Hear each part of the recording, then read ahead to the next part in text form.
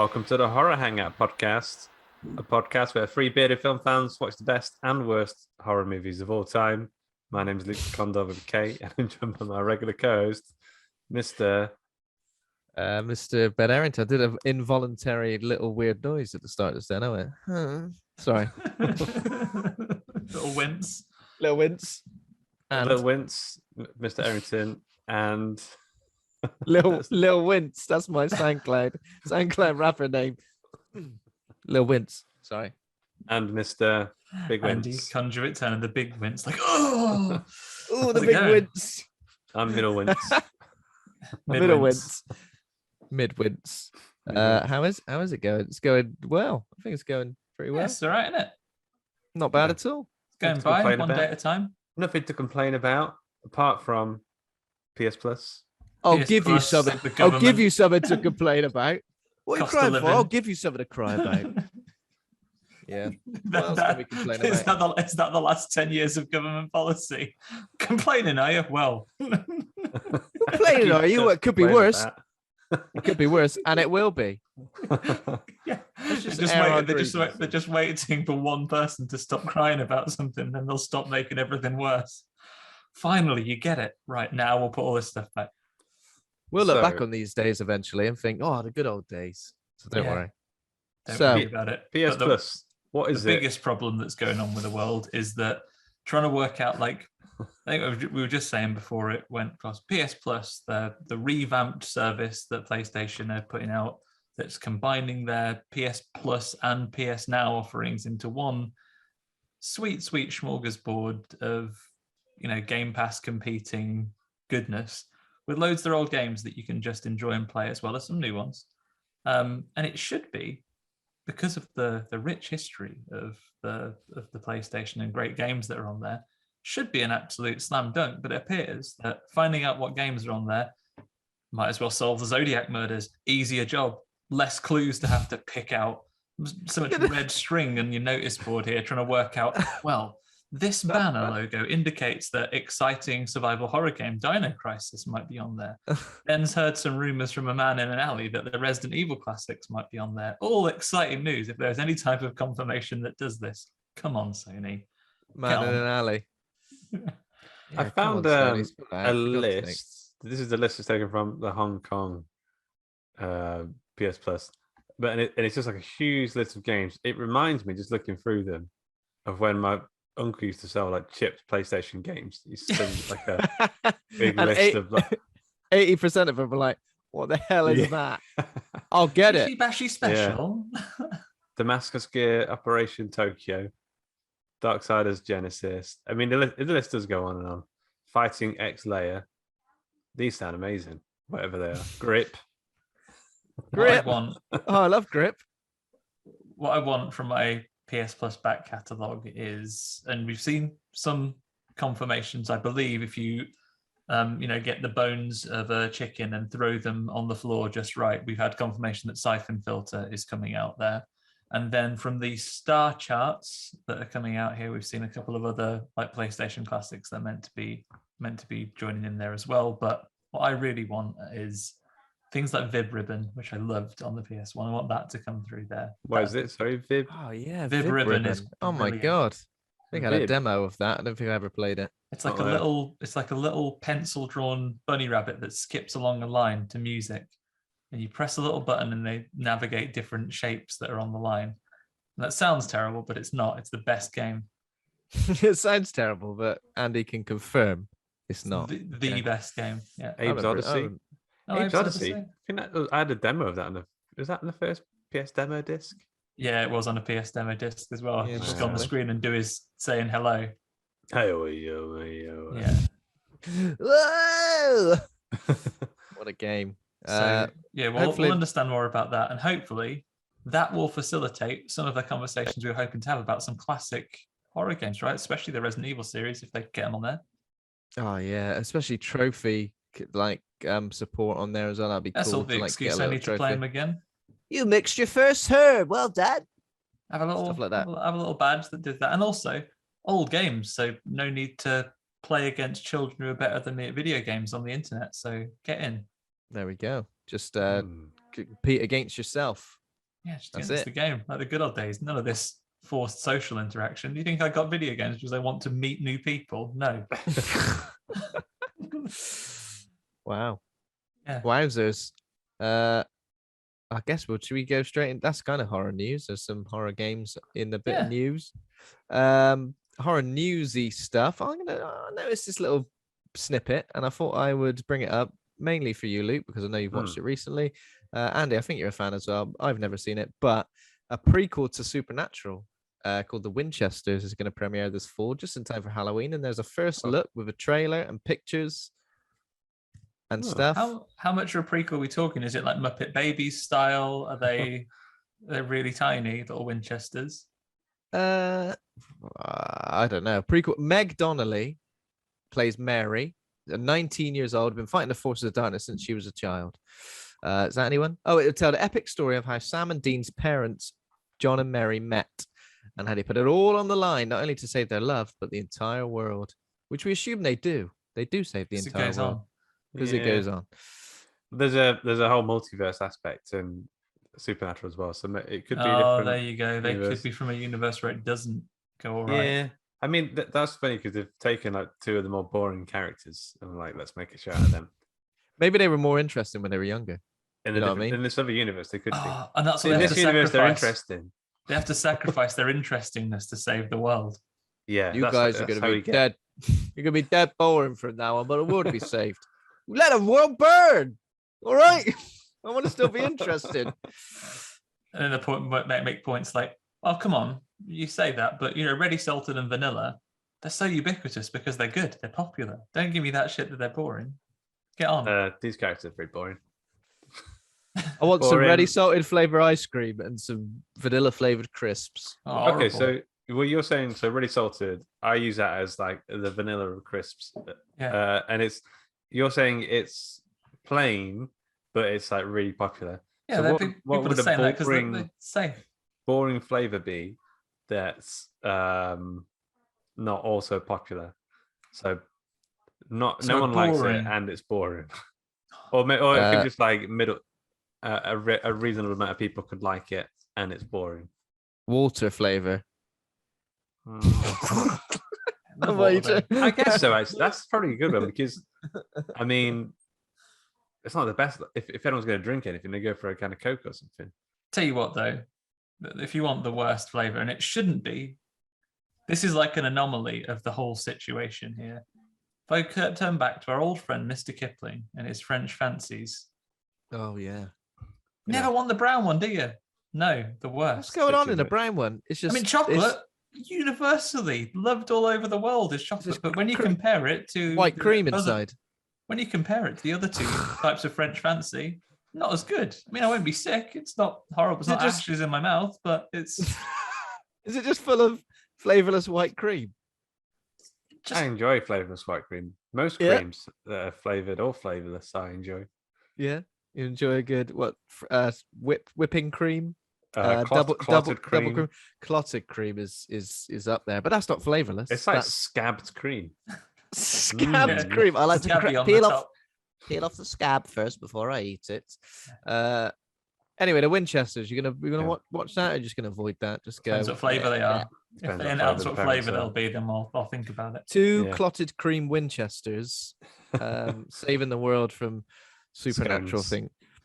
To be fair, they're like plain scones, the boring scone. They're like, oh, here's some pictures that have been released, and it's just people standing about. Do you know what I mean? I want to see some gifs. Yeah, I want to see some gifs. I want to see some monsters. I want to see some action. I want to see some romance. I want to see just like a man in a jacket standing at the side of the road. He's doing some admin. It'd be interesting. I hope they lean into the more fun horror aspects of Supernatural. Because like they do really go all out with the special effects and like the gore and stuff. So yeah, it'd be interesting to see what that is. But I'm enjoying Buffy at the minute. That's kind of hitting that spot. Oh yeah, how's that coming along? Not to spoil what you're watching, but how's Buffy coming? What series are we on? Middle of season 2, I think. Okay. Steady progress. You haven't been drawn into a binge. There's been some great episodes so far. There's been an episode that made me think of Starro. Okay.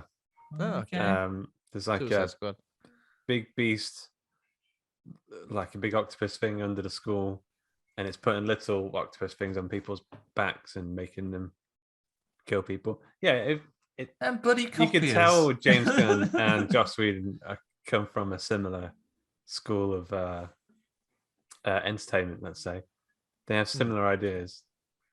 All read a lot of Grant Morrison books growing up. Exactly. Yeah. Sorry. Yeah. So ignore all that. What I just said. What was the news? What's the other news? The other news is Stranger Things 4 is out on Friday. Didn't Millie Bobby Brown say, "Kill me now"? You want to be killing people? Kill me now. Is that what she said? Well, she said like, "I want to be killed off on the show." Or something. Yeah, do it. I saw many. I saw a list of like episode lengths for this, and I think like the final episode, I don't know if it's in volume 1 or volume 2, was like 2.5 hours long. So I think that's like a lot that's meant to be the finale of both series. I read it's going to be like film length, and actually 2.5 hours. That's big film length. Yeah.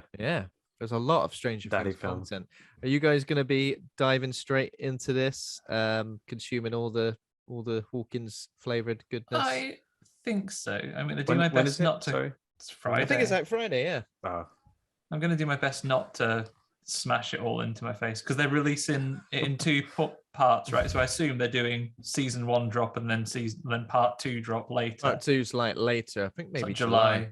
Yeah. It's already say drop like a mic drop. Hey guys, have that. It's been dropped. I'm just standing thank looking you, up sir. at the sky. I mean, that's exactly what it is. Water bottle, like a little hamster. Yeah. Give me that sweet, sweet content, please, straight into my mouth hole and eye holes. I'm looking forward to it. I think we might watch it straight away because it's rare that Karen is excited for a TV show, but she even said when we were out with the dogs earlier, "Oh, Stranger Things is out Friday," so that is the most enthusiastic response for a TV series ever. Isn't Obi-Wan out Friday as well? Hello there. Yes. Hello there. Hello there. Which one will I watch first? I also Love, Death and Robots. Oh my god, yeah. Yeah. God. I've not started that. Jesus, that's three things at the same time. Just got time. past the love episodes. I'm just moving on to the death episodes now. And the last couple will be about a robot. Yeah. A robot. Yeah, very, very exciting. I liked Stranger Things Series 3 probably the most out of all of them, I think. So I'm keen to see where season 4 goes. Remind me, is it that this is the last? These 2 parts are the last ones, or is there one more that they're doing and then that's the last one? I think these 2 parts are the last one. These are the last 2 parts. I think so. Yeah. So at the end of this, in the end of July, everyone must either be dead or all of their problems are solved forever. Yeah. The upside down. I bet it'll still end on some sort of ridiculous cliffhanger. Everything's fine, and then it'll just turned it the right way up, but then the regular world's upside down. Oh no! No. Yeah. It will end with 11 having a nosebleed and then fixing the problem. Yeah. There you go. Yeah. Oh, 11. These get worse. There we go. This is going to evolve into 12 in this season. Well, like a Pokemon. A final form. Yeah. There's also a trailer for a movie called Beast, starring Idris Elba battling a hungry lion. I've not watched the trailer, but it says this film is a bit like Predator, only with a bloodthirsty lion as the villain. And of course, Idris Elba punches the lion in the face. Nice. Nice. Have that. You fucking beats it up like that. Beats it up like that door at the first episode of Luther when he finds out his wife. So he goes, no. That's how he smashes it up like a cheap office door. Speaking of Idris, go on. It's set in South Africa. Sharto Copley's in it because it's in South Africa. And I'm assuming it's like just a monster movie or an animal attack movie with a lion. Cujo with a lion, which is slightly more scary. Burning Bright with a lion. Burning Bright with a lion. You know Burning Bright? Yeah. Imagine Burning Bright. Except it's outside and there's a lion. It's outside. There's no hurricane. In fact, weather's quite nice. Stakes are lower. Stakes are far lower. There we go. What were you going to say? Talking of Idris. Talking of Idris, there's the other trailer that came out. George Miller of the Mad Max variety has a trailer of something called, in something like 3,000 years of longing. Is that right? Longing, yeah. And it's about a woman. What's her name? Tilda Swinton. Tilda Swinton, and she finds a genie bottle, like the Aladdin genie bottle. Okay. And it himself plays a genie, and it looks kind of. And he comes out and bonkers. punches her in the face. Oh, fuck, get me back in my fucking lap, you slag. It looks. Have you watched the trailer for it? No, I've I saw heard the about it, but poster. I want to catch the trailer for that. I'd be up for that. It looks a lot more interesting than I think you might think it might look. Perfect opportunity to revisit. Maybe the best If that's description coming, of anything. perfect opportunity to revisit Wishmaster. Like genies. Oh, yeah. I think Well, we'd of all the wow, horror yeah. situations that we could that we could find ourselves in as horror podcasters. I think that we'd probably do best in a Wishmaster scenario because Do you think they would let us wish do a for more Wishmaster wishes. podcast? Like, I don't mean like a horror hangout podcast. Use the IP for doing like a series. yeah, Like, yeah, you should. You should do it. because it's not like a big series, is it? I mean, Yeah, they'd let you have it. That's Go on, fine. Like, why not? Dear Wishmaster IP people, we would Yes, do or a Leprechaun. really excellent What would you job. do? We'd try hard. Leprechaun. Leprechaun's getting a reboot anyway, so that might be on the way. Don't want to tread on anyone's toes. Yeah, we already said the other week what we do with that. We do. They were saying, "Oh, why not get Warwick Davis? So we'll get Jennifer Aniston back if we can just promise things." But Yeah. with the Wishmaster, I think in the fictional scenario where the three of us, were fighting horror monsters, I think it's the one we would do best in. Because I don't know about you two, but I love wordplay and semantics. That'd be great. And I'd have a great time. Just give me a minute, Wishmaster. I'm just thinking. I'm just gonna write one down. I wish you were a goodie. And you'd be like, oh fuck. All right then. Granted, no bad consequences ever again. There we go. Solved. Well, he'd find a way around it, wouldn't he? Yeah, So, you can work his way around. I wish you were a really good bloke and you would never do anything bad to hurt anyone ever. And that's your first wish sorted, and the rest of them. Well, that's how it ends. That's the end of the story. Nailed it. The rest of it's just me having a lovely time. 2 hours of Andy having a lovely time. And it's going, oh, can you help these people? I don't want it to be one of my wishes there. Oh, sorry, I'm a nice guy now, so I'll just do that. There you go. Don't want to guilt trip anyone into it. Just go and help. Do the right thing. I think you could do a really fun fiction series with Wishmaster because it's You kind just of describe all the timeless. You can chaos as do well. yeah, You don't have to show anything. but budget free. Yeah. So, it's horrible. Oh, look at that. Oh, if only you could see it. Oh, Oh, bloody hell. I tell you what, you see this, you'd have nightmares. Worst thing you've ever seen. just go Lovecraft Oh. style. It's Yeah, indescribable. Lovecraft. Oh, yeah, unnamable, undescribable horrors in front of me. Unnamable. Oh, it's chunking. It's chunking big, that. Oh, I tell you what, if you saw this, you go mad. Where did that thing come out? Where'd that all? What? Who? just great audio content for people to Just flaming hell. Oh. Blue Minute. Sorry, what were you talking about a second ago? Stone the crows, blood and stomach pills. This is nasty. I can't remember. But the last thing I was going to mention is that we got a look at, not horror, but still could be horrific. We got a look at Christian Bale as Gore the God Butcher in Thor: Love and Yeah. Thunder. What did you say when you saw him? Blooming hell, if you saw this guy. Oh, God. Gore the God Butcher is what I said. God, blimey. God, Gore, blimey. That's what you said. When you saw him. Christian that actually Bale. worked to Christian Bale. God, blimey on Christian Bale. Oh, fuck you. Get that light out of my face, you motherfucker. That's I how mean- Thor's catches it. Good for you. Good for you. Yeah, good for you. Got your hammer back. Great. I yeah. don't know how I feel about Gore. I mean, I've literally just read all the comics, which Yeah, you This really film enjoyed seems to them, be right? I based need on. to watch them. and it's Watch them. Watch them by reading the words. Yeah. I don't know. I mean, it kind of looks like it captures a lot of that energy, but much lighter in tone. And I don't know how I feel about that grey scale stuff with the yellow eyes at the end. Did you see that? Yeah. It seems No. almost like there's some weird dreamy sequency bits. I don't know. It reminded me of that a bit. That Yeah. sort of aesthetic.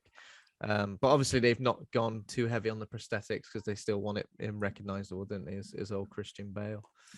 Gore's So, got a I'm looking really forward to weird this one. face in the comics. He's like got Yeah. tentacles and he's got a Voldemort nose, so you know he's evil. Anyone who knows is pure evil. pure evil. That is it for horror news. So, Big old has horror news. anybody seen anything worth mentioning?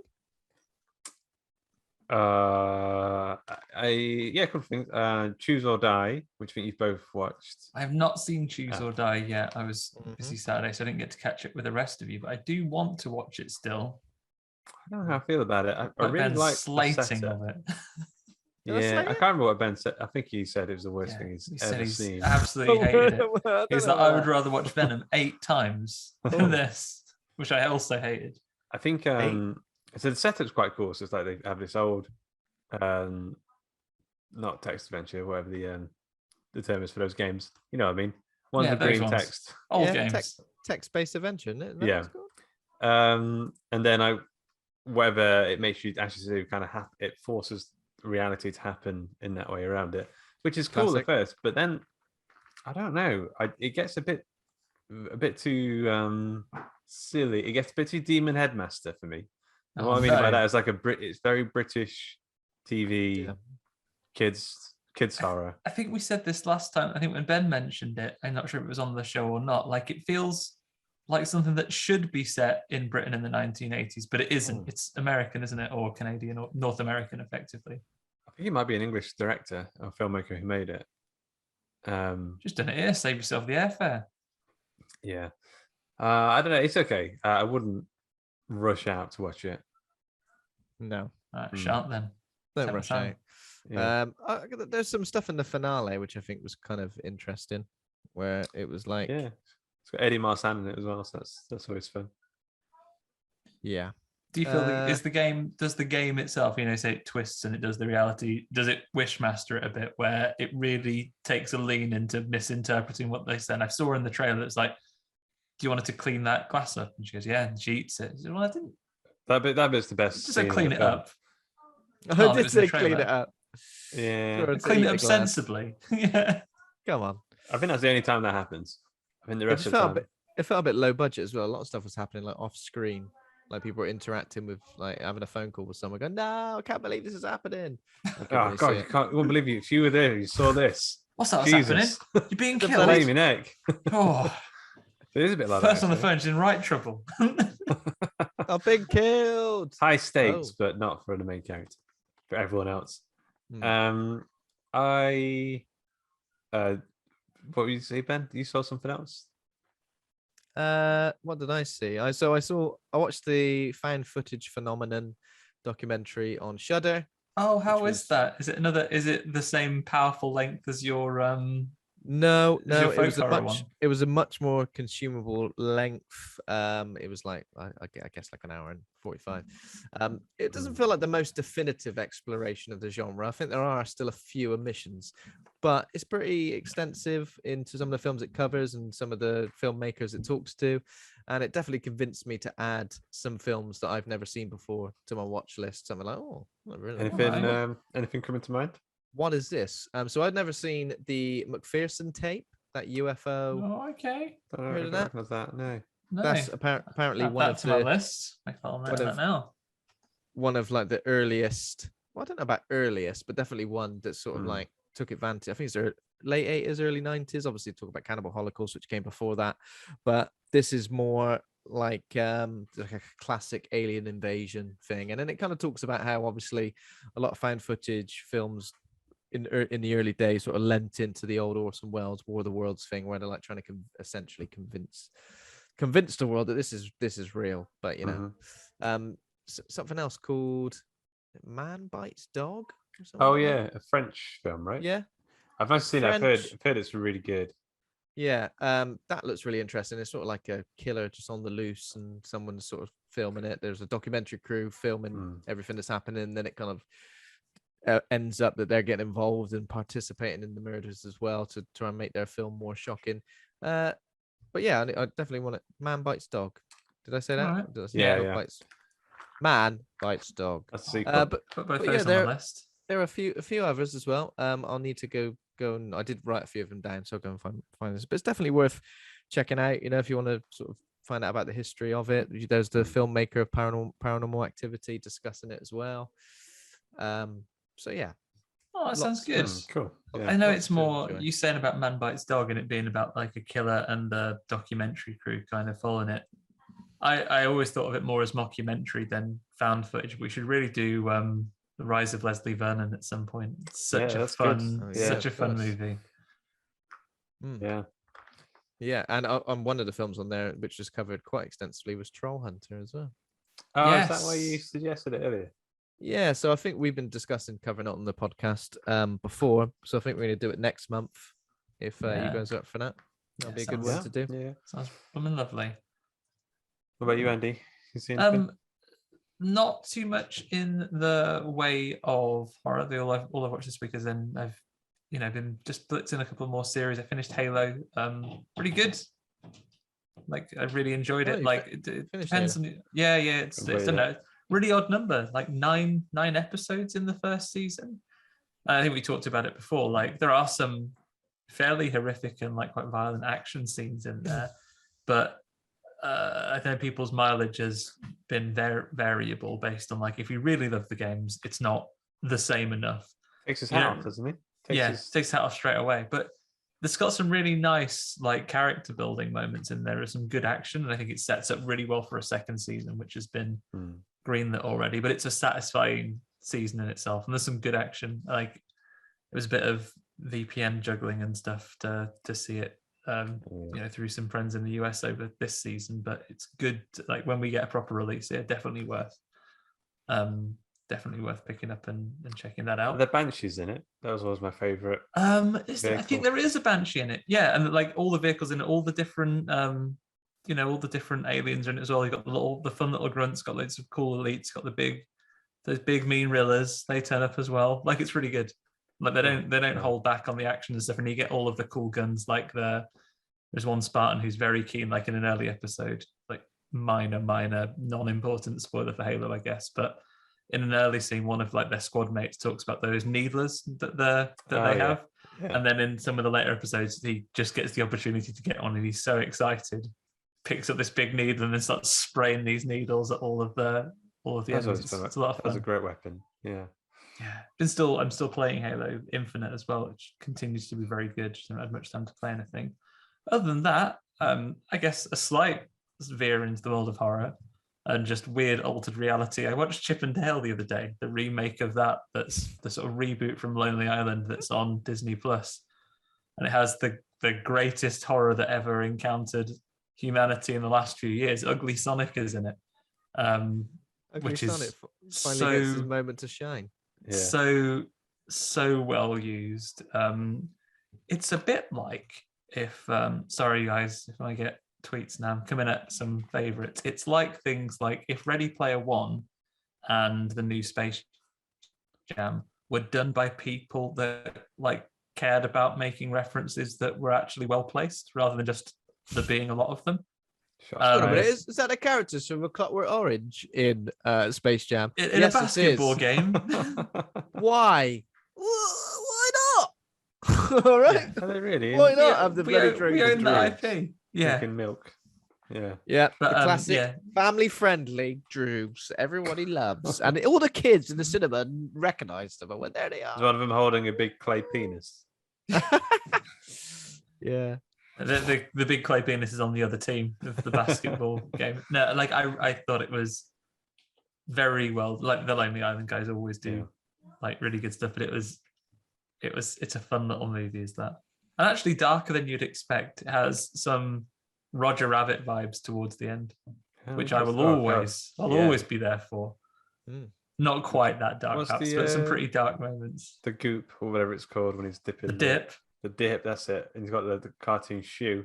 Yeah, it's horrible. That was I remember horrific, seeing it on yeah. TV once, and it was actually edited out. Too horrific for television. Oh, wow. Also, when he gets flattened and his He eyes gets are up and he's popping all out and stuff. spindly. Yeah. Yeah. Never thought that in like a genuine line in a family movie featuring Disney and Warner Brothers cartoons. Remember me, Eddie, when I killed your brother.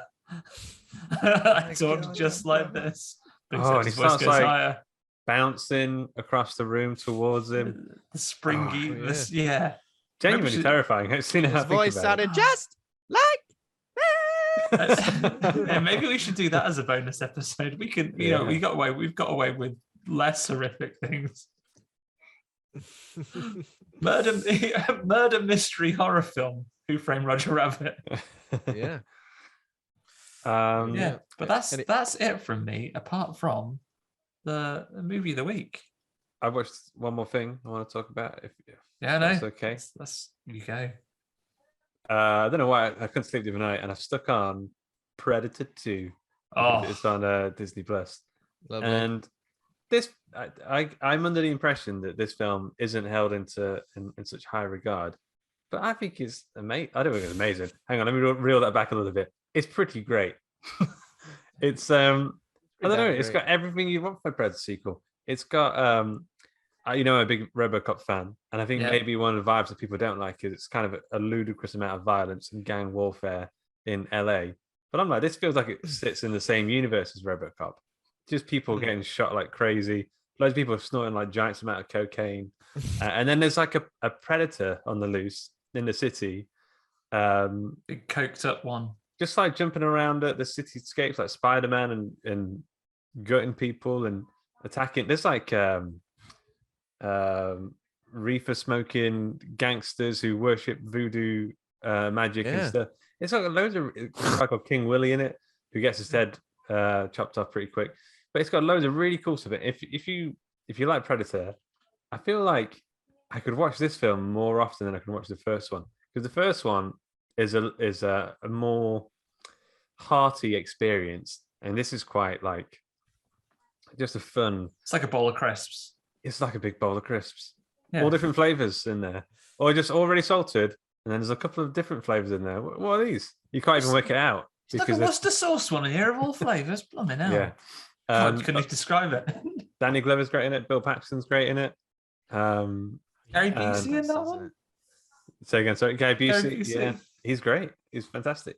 And also the whole vibe of when Danny Glover is just hunting the predator and they're going through the city and they go deeper and they smash through this building into one woman's bathroom, and then they run away and go down into the tunnels, into the tube stations, and they find a spaceship there. It's just awesome. I mean, I don't know if all of the effects hold up, but it is Predator 2 that like began, like certainly in a film sense, the whole the rankling for Alien v Predator, right? Was there a cinematic universe before this? And the way they kind of hinted at the universes, of course, together. It's got a big alien skull, and then the traditional Predator moment. If you beat a Predator, you get some tap from his mates. The elders go, "You get some shit." On this old gun I picked up at a car boot sale. Nah, I mean, not really. Take it. When you think of Predator movies, I feel like this is the one that's actually tried to do something fairly different. Like, I can't really remember the Predator or Predators that well. But I feel this one is the only one that doesn't take place in the woods. It takes place in the concrete jungle, and I don't know. It's just interesting. It's just a really fun watch. It's pretty great. Yeah, I've got time for Predator 2. We should really fit. Like, we're so close of all the franchises in the world. Yeah, I think Alien and Predator are the ones that we've almost done all of them. There are just now we've done the 2 AVP movies. There are what? Yeah, 3 that we haven't done. I don't know why I'm just in the mood for that. So I've also started listening to the novelization of the first Alien for some reason. Nice. It's free on Audible, so I just started listening to it. I'm just really in the mood for more of that universe at the minute. Sort of grim sci-fi actiony horror stuff. Yeah, what do you call that universe? Because you've got the Marvel Cinematic Universe, AVP universe, I guess. Well, they're about to all over the place. They're looping back into news. Marvel are about to launch. It's out in I think it might be June. Their Alien because they have the rights to the comics now because Disney.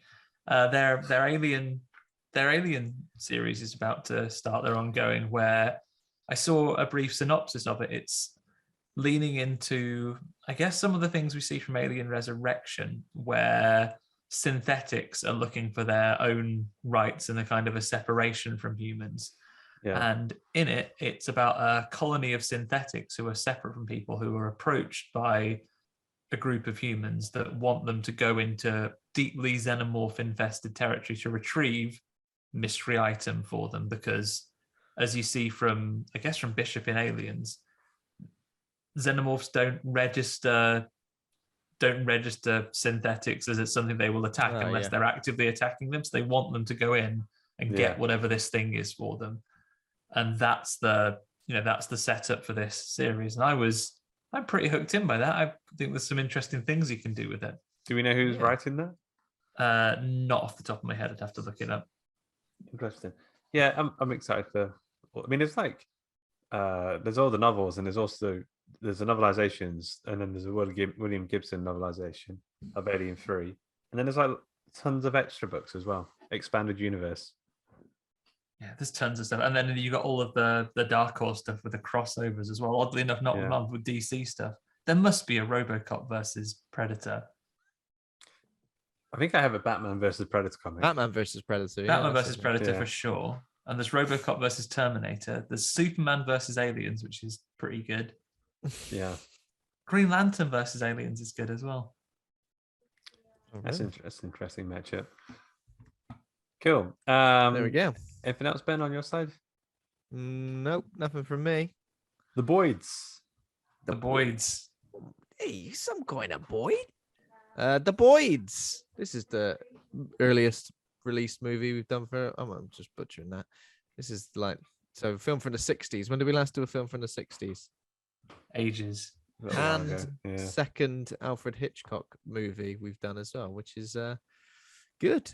We're such a highbrow podcast. Yeah, we cover all of the classics here on Horror Hangout. It's not all Psycho, The Boyds, Psycho, The Birds, Alone in the Dark by Uwe Boll.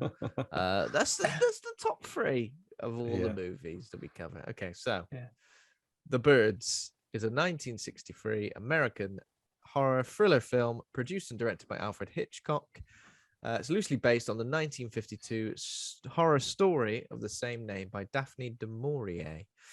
A wealthy San Francisco socialite pursues a potential boyfriend to a small Northern Californian town that slowly takes a turn for the bizarre when birds of all kinds suddenly begin to attack people. They've had enough. They're fighting back. Birds versus human war begins. I want you to go as quietly as possible. Do not make a sound until I tell you to run.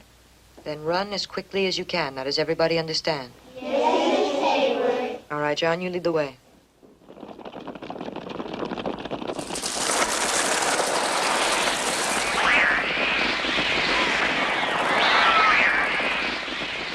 Why are they doing this? Why are they doing this? What are you? Where did you come from? I think you're evil. Take it easy, lady. There isn't a bird anywhere in sight.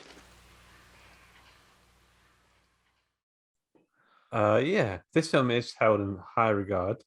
95% critic score on Rotten Tomatoes, and 83% on the audience score, and that's from the Audience versus Critics universe. 7.7 out of 10 on IMDb, 3.7 out of 5 on Letterboxd. And I got a choice review here from Brandon Reese, who said, "My dad showed me this when I was a kid, and when it gets to the part where they show the woman with her eyes pecked out, he went, whoops, looked over at me and saw that I'd already seen it, and then went, oh well, 3 stars." And pecked his eyes out. Pecked his eyes out, yeah. Oh well. Birds make bloody weird noises in this film as well. They're so noisy. They make a right din. DJ record scratches or cats. I thought it sounded like cats a lot. I'm fucking down. Jesus. So she does, waving You her start hands windmilling, about. wouldn't you? You start windmilling. Like, just as hard as you could. Or just open the door properly rather than just doing the worst door fumble ever. Trying to get in and out of there.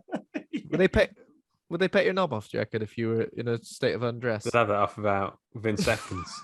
You just got out of the shower and there's a bird attacked. Shit, oh no, please, not my knob. Get a towel on, Ben, quick. Early bird Well, gets the worm. It's my own fault because they thought it was a maggot. Early bird gets the worm. So the Early- first early bird that arrives registered. there, he's come Is in. is that a maggot on your lap? God. Not only have they gone to war with humans, but they're starting off by really negging you. Walk in. All right, Ben. It's all the different types. If anything, this film is a feel-good film about no matter what the birds look like or what species of bird they are, they come together in their Yeah. hatred of the human race. If we could do that, I mean, that's the message maybe that Alfred was trying to teach us all. If we could just come together, be a pigeon or Yeah. crow or Blackbird. big old seagull or blackbird. You're right. If we could just pull together like the birds, We could take over the planet. we could fuck everyone else up as well.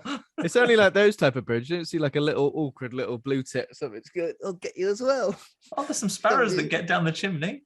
Oh yeah. Yeah. Yeah, well, you don't see like lovebirds, peacocks though. or anything.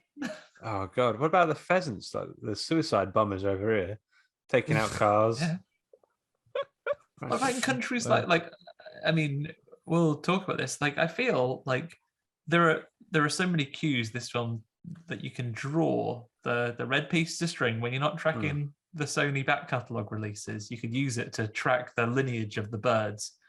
And I think one of the greatest legacies of this is films like Quiet Place. Now there's like some kind of global event that's unfolding, and this is the very start of it. And it's not the president, and it's not the most important people in the world that are going to solve it and make a difference necessarily. It's one particular group of people and how they're experiencing this. I think that's great. That's a great bit of I think great bit of that's a interesting great storytelling. comparison for Yeah. Quiet Place. Yeah, interesting. Yeah, definitely. I got attacked by a bird once. Have you guys been attacked by birds before? Been like shat look. on by a bird or vommed on, Yeah. not Yeah, like but physically you get pecked. you get dive bombed. No, I went for a run around these docks where I used to work, and they were all like blocked off. And with like signs that don't enter, and I thought, nah, it's fine. I'll just go through here. I had my headphones. I was listening to a podcast, and I heard it, some hissing sound in my headphones. Like, what's that? And I was running. Just imagine me running. Yeah. And I turned to my left, and I saw like there's goose just flying right next to me, and it turned and looked at me at the same time as I looked at it. No And you idea. kissed. And then you kissed.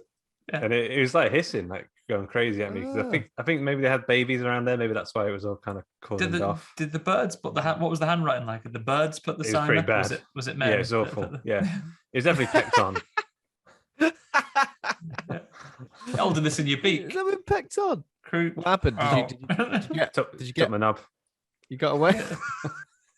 Had loose fitting shorts on. The goose's neck straight up the leg. Oh, if you're gonna take something, just take one off. All right, leave it alone. They Leave it weren't nose even- out of it. These shorts aren't suitable for swimming. There's no inner netting. You got no protection whatsoever. No internet. If you go away from anything, listeners, always get a shorts with an inner netting. It's like a string vest, but for your cock and balls. It's all you need for your. I prefer to think protection. of string vests as like inner pants netting, but for your For your, top off. for your Yeah. torso. for just your skin. Yeah. It's like Of some course. ball netting. I can't say I've ever been attacked by a bird in that sense. But you pulled out another one. Imagine in this film the carnage if the waterfowl had been involved. Yeah, Geese, swans, OP. they can break your arm before there's a war on. And they And you I've can't heard hit it back stories 'cause of them like dragging dogs into ponds and stuff. Is that just made up? Where they knock a dog out and they it's Are made you up. mistaken swans with octopuses there? They knock You a dog can't- out Swans on the can head, drag things, surely. and then they drag it into the pond And eat it. and eat You can it. also you can't punch a feed it. swan because the queen would be fuming. Oh, you see, that'd be the remake of the birds. The Queen getting done by swans. Is the queen whilst How this can it film's hurt happening? them? She's on a throne, Professor X style. You wear her crowns like Cerebro, She's To me, connected my to swans. all of the birds. Wow. Yeah. That's actually gets them. That's actually fights back. I want that version now. I'm desperate for that version. Swans are weird as well because they've got like prehensile necks. Yeah. Like they could use them like an extra arm, like a monkey's tail. So like two swans could wrap their arms, like their necks around your arms and hold you, and then you'd be defensible. One like pecked you in the stomach. Wait, It's like, appears to be gone. We've got no defense. Right in the belly button. They look like they could like butter bread. That's not probably the only bird that could butter bread, right? Because I mean, what Yeah, other bird? the necks enough. They can hold the They've knife got in the their mouth. motion. Yeah, exactly. mean, yeah. It's a fantastic point. I've never ever given a second thought, but there we go. And a swan, they could like hide. They could like when they're going along, they'd be like aircraft carriers or like little amphibious landing craft.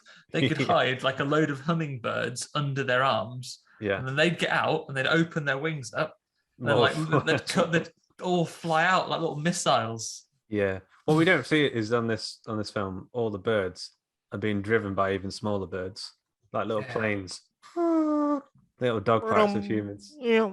Little tiny hummingbirds with little goggles on, just sitting on their backs, little wrens. Yeah. Anyway, have you yeah. have you got any, Anyway, this is a mad film. have you got reviews and stuff? You just had the one. Have you got I think any I've other already done choice that. Yeah, reviews? just that one with a guy who got his eyes pecked out by his dad. Oh yeah, you've already 3 said that. stars. Sorry. He would have What's given it your- 5, but he took a star out for each eye. Mm. Yeah, Each lie is pecking lost. it. Yeah. Well, with being eyeless, you wouldn't have been able to see necessarily which of the stars he was pressing on. Yeah, exactly. We'll yeah. never know his rating.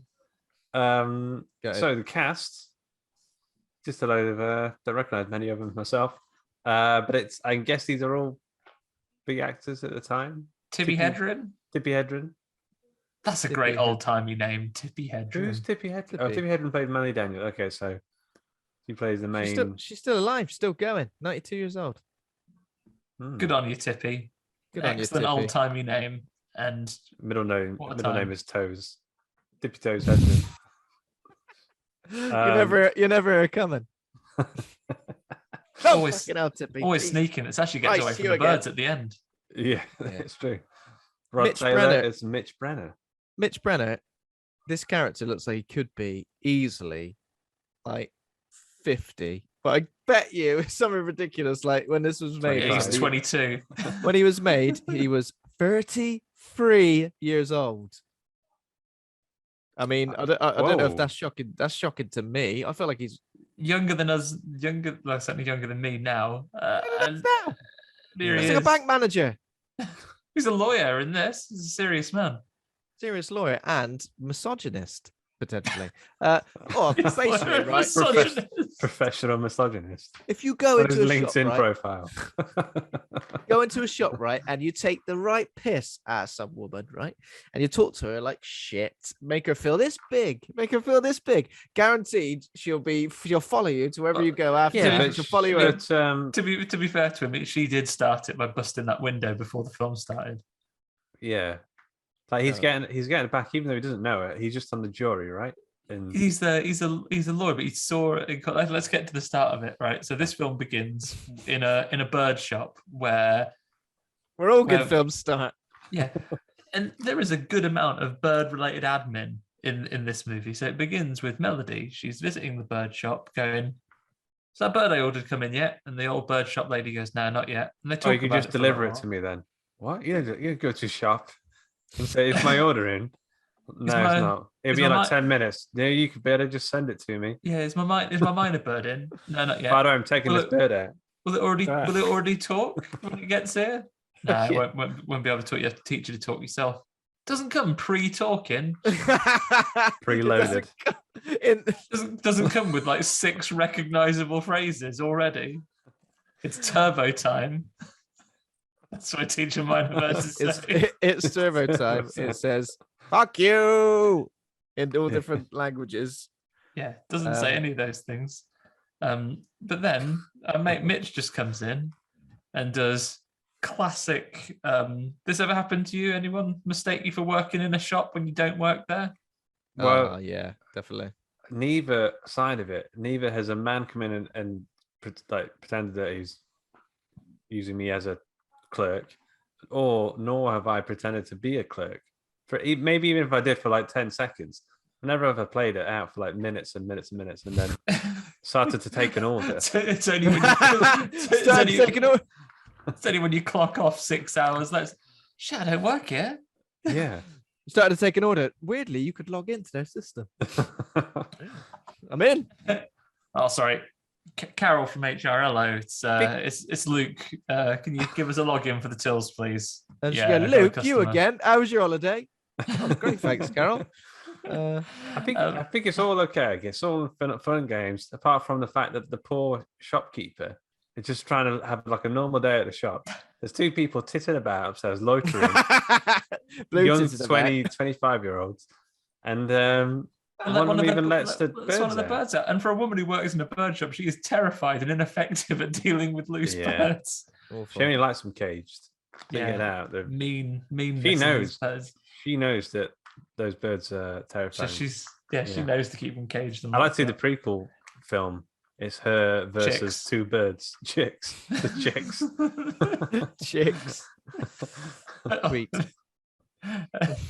But so he comes in, and this has happened to me, by the way. Someone has mistook me for being a shop assistant. To be fair, it was a shop that I used to work at. Maybe he'd seen me there before, and I went, I don't work here anymore. And I'm just in my regular clothes, not a uniform. Have you got a name badge on? No. How am I supposed to know who you are then? I don't work here, mate. That was another radiated. Is this when you worked at Game? No, it was when I worked at the shop before Game. I'd since moved to work at Game and no longer worked at the massive Did Woolworths. They go into Game and then went, excuse me, back at Woolworths, do you know where that? Did they mistake you even in the wrong shop? Yeah. He said, oh yeah. Yeah, they asked me on like a beach on holiday. Have you got this in stock? I got mistaken for working. Oh yeah, not going to go back and look, are you? No, I'm on holiday. There's nothing in the back room, all right? Yeah. I was mistaken for working in I think it was I don't know, some sort of just standard B&M or Home Bargains, something like that, a sort of big store. But not only did someone ask me something, and then it's proper confusing because I misheard them first. So I was like, what?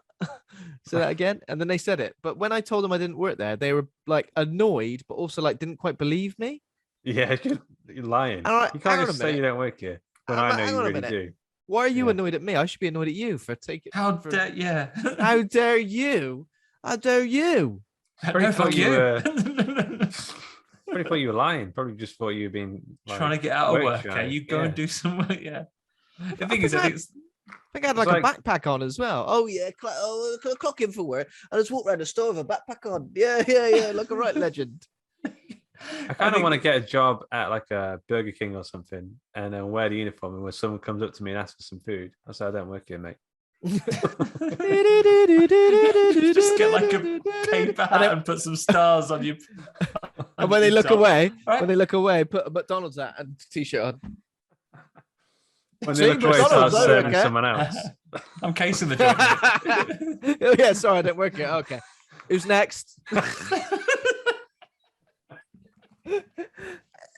And it'll just be like, you fucking I think that's the thing though. The other day, when you get embarrassed or something happens, I think the natural effect, for the next few seconds after that's happened, you're on such edge that you're likely to be rude or aggressive to someone. We were on our bikes the other day, and there was a woman walking along with a dog, and she was on the phone, clearly in a world of her own. Not being lunatics, we're not about to speed past someone with a dog and run the dog over. We're not horrible people.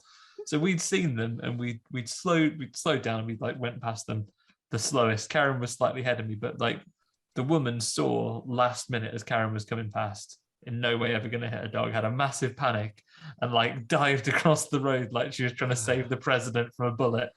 Karen rode on, and then as I rode past slowly, and she was like, "Oh, would have helped if you rang your bell."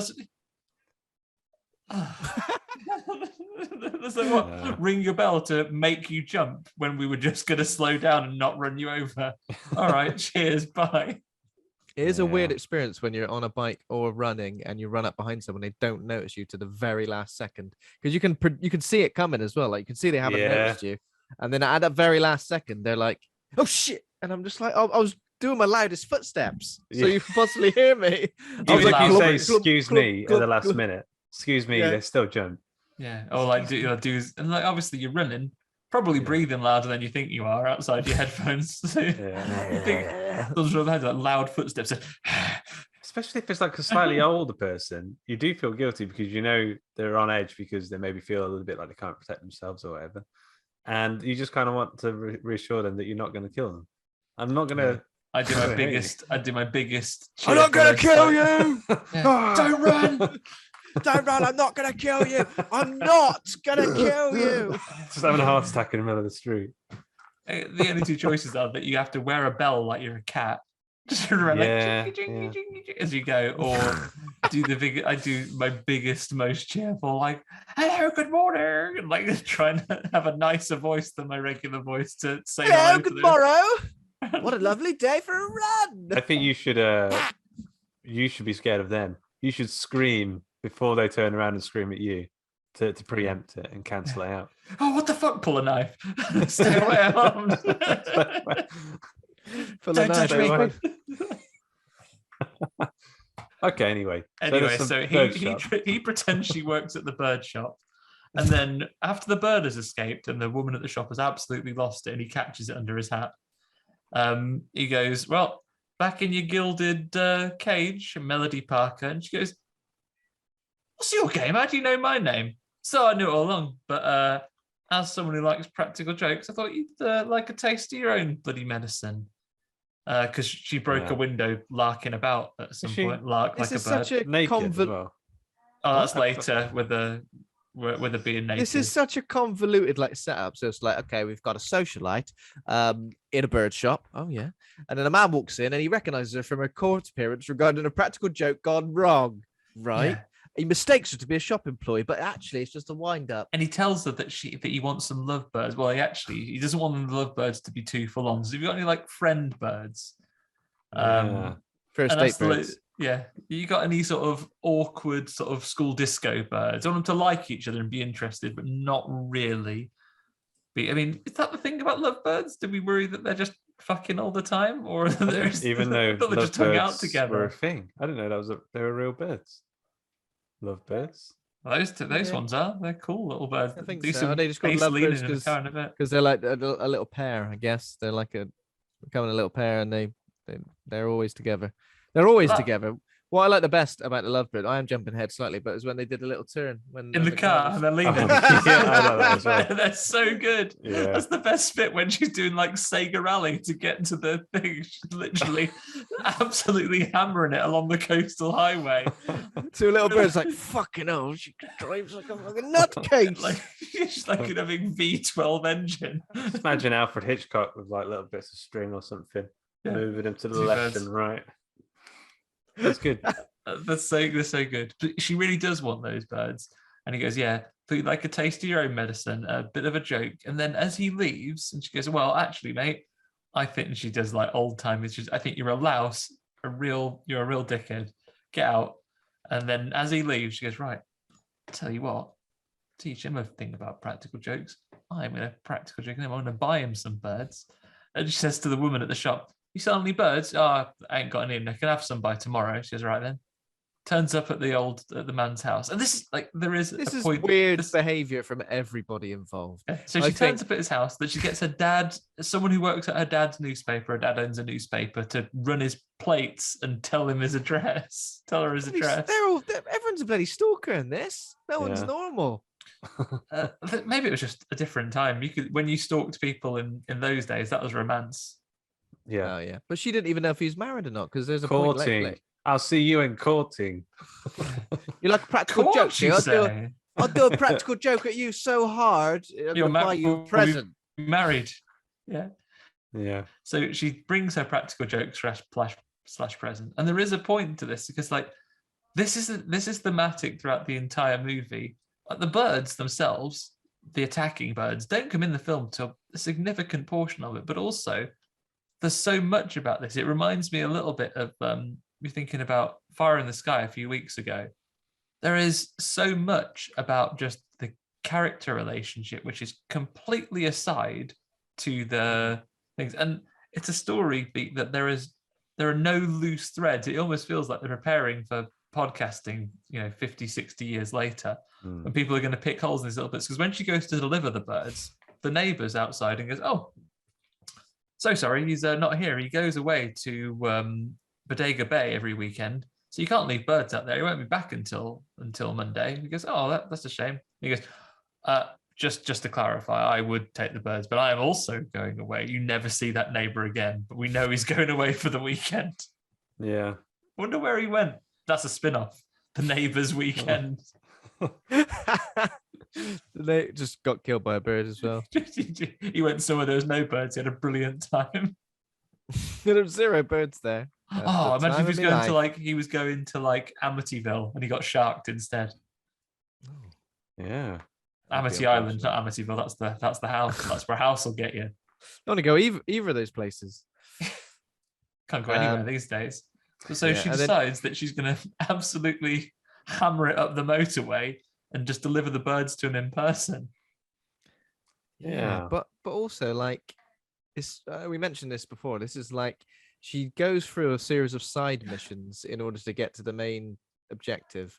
So these side missions are by convincing this shopkeeper that you're coming to visit him. Where does he live? And again, back in you expect in modern day, someone would go, "I'm not giving you his address without his permission," but he's more than happy to. He points it out. He goes, "Oh, this guy. Oh yeah, he lives. You can see his house from here. That one." It's weird. Have a look at there. That's where he lives. At which point is it when you're in a rowboat halfway across the sea or whatever? You're thinking maybe I've gone a bit too far this time. The way she phrases the questions as well. She's like. So he goes, "How do I get this?" "Oh, it's easy. Just drive around. You get straight to his house." "What if I wanted to approach his house without him seeing me? Is there a back way to start?" No, there's not that. "Oh, but I want to surprise him." "Oh, in that case, just rent a boat. Go straight across there. I'll rent one for you. In fact, I'll get on the phone now." "Do you sell balaclavas and duct tape?" Sniper rifles. Yeah. So why do you want that for? Well, it's just a practical joke I got going with him. Me and him are just always joshing each other, and I just thought we'd do it again. Joshing each other. "I'm going to buy him some birds." He said, "Oh, but if I'm going to give him, I said, "Oh, what's the little girl's name?" And the guy in the shop's like, "First, there is a third character that we never see, who's the boat hire man." Yeah. Just on the way. "Hold on a minute, will you?" And he's like, "What's the little girl's name?" And he thinks it's Susan. Lois and Alice. Another man in the shop says, "Oh, it's for the."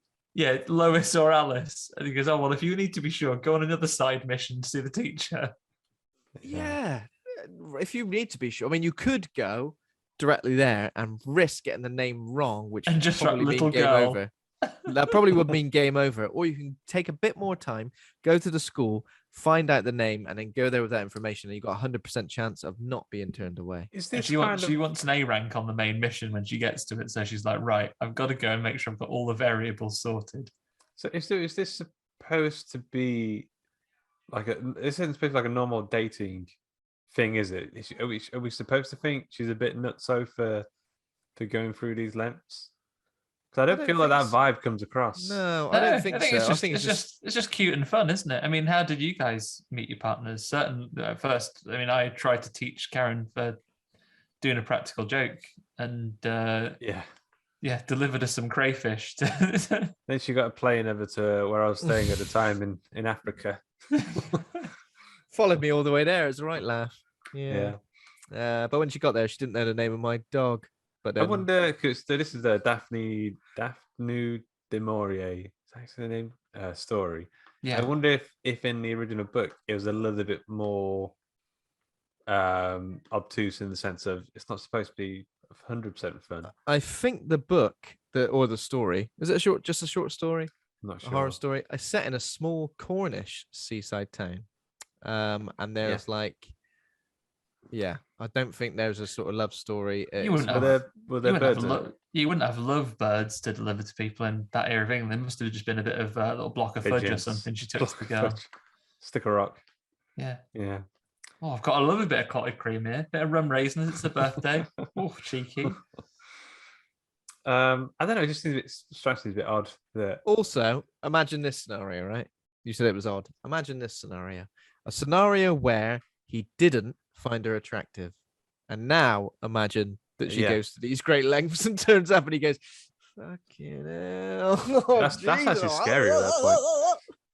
Yeah, it's all cute when it's like, famous, I imagine at the time. Socialites. Even now, like socialites and remarkable beauty, Tippi Hedren is the person that fancies you and brings you some lovebirds uninvited to your house. If it had been a different story, if it had been, Imagine he was a married man as well, like what his wife would say. If Tippi Hedren was a married man. What are we doing then? If Tippi Hedren was a married man, well, that'd be completely different.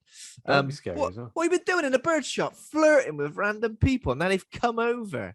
What's wrong with you? She doesn't know that he's not married until she gets to town after she's already hammered it up the motorway. She's like, "You live there with Mrs. Mrs. whatever his last name is." And he goes, "Oh no, just his mom and the two kids." And it's an odd dynamic family because the mom doesn't seem that much older than the adult son, and then his sister's 12. She looks like she's also Tippi Hedren, but she's being antiqued. Like in Jackass when you get flour thrown at them. Yeah, she's basically like a Hollywood beauty Tippi Hedren with talcum powder in her hair. Have you been antiqued? She's like doing all the roles like like Eddie Murphy and like Professor. Yeah. She was also the Mitch guy as well. She's every single bird. That's what that noise is. It's her. She's that seagull that really gets his wearing a fingers when he's basketball trying to get the shoes, window. skidding on the floor. Pretty sure I was listening when the birds were attacking. Pretty sure that was just an NBA game.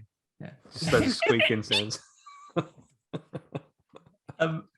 She basically must just put she puts just a black bob wig on when she's going to be the school teacher. Yeah, pretty much. Yeah. The classic Hollywood beauty look. Also, bloody hell, Tippi, Melanie, main character, loves a lie. Like she's firing out lies like a machine gun, and there's like lying. Goes to see the teacher. Can you tell me this kid's name? Then, like any good teacher who's dying for a cigarette, she's busting for this cigarette for 20 minutes. Busted.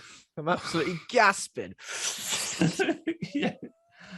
Need my fix. These kids, D. Redden. Really Dot Cotton in that cigarette. Go back into that classroom. Absolutely stinking. She'll just blast it, give herself a little spritz of jupe before she goes back in. Jupe. Get a bit of Links Africa. Absolutely stinking of fags. For our American listeners, cigarettes. Yeah.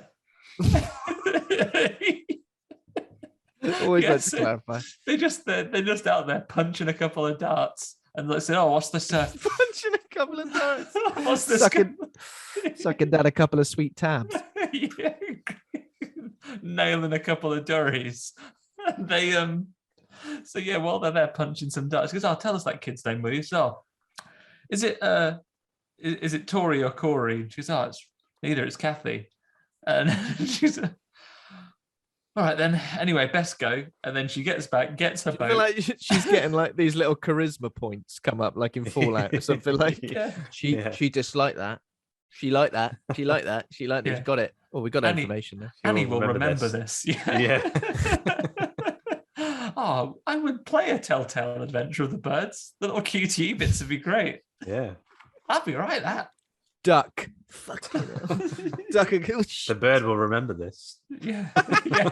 When she's do you want to drive gently with these lovebirds in the cage or absolutely cane it? Nah. Cane it. The lovebirds the lovebirds are fine. They don't go mental at all. Maybe being in the car kept them sane. Yeah. They enjoyed the journey. Maybe they're just the calmer breed. But they so she goes over in a little boat, sneaks into the man's house.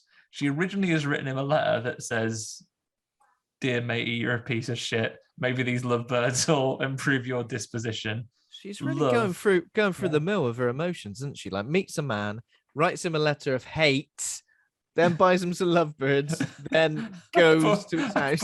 I bought you these birds. P.S. Fuck you. I bought you these birds, right? Fuck you. I do fancy you a bit, but you're actually a prick. So why don't you swivel?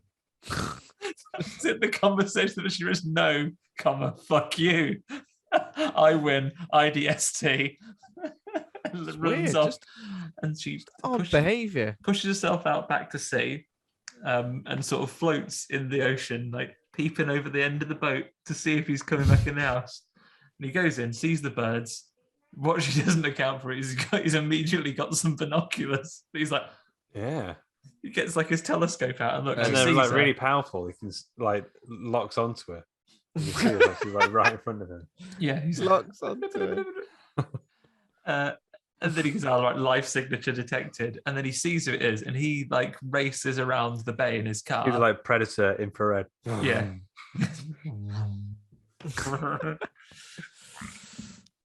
I mean, that's how good long? impression.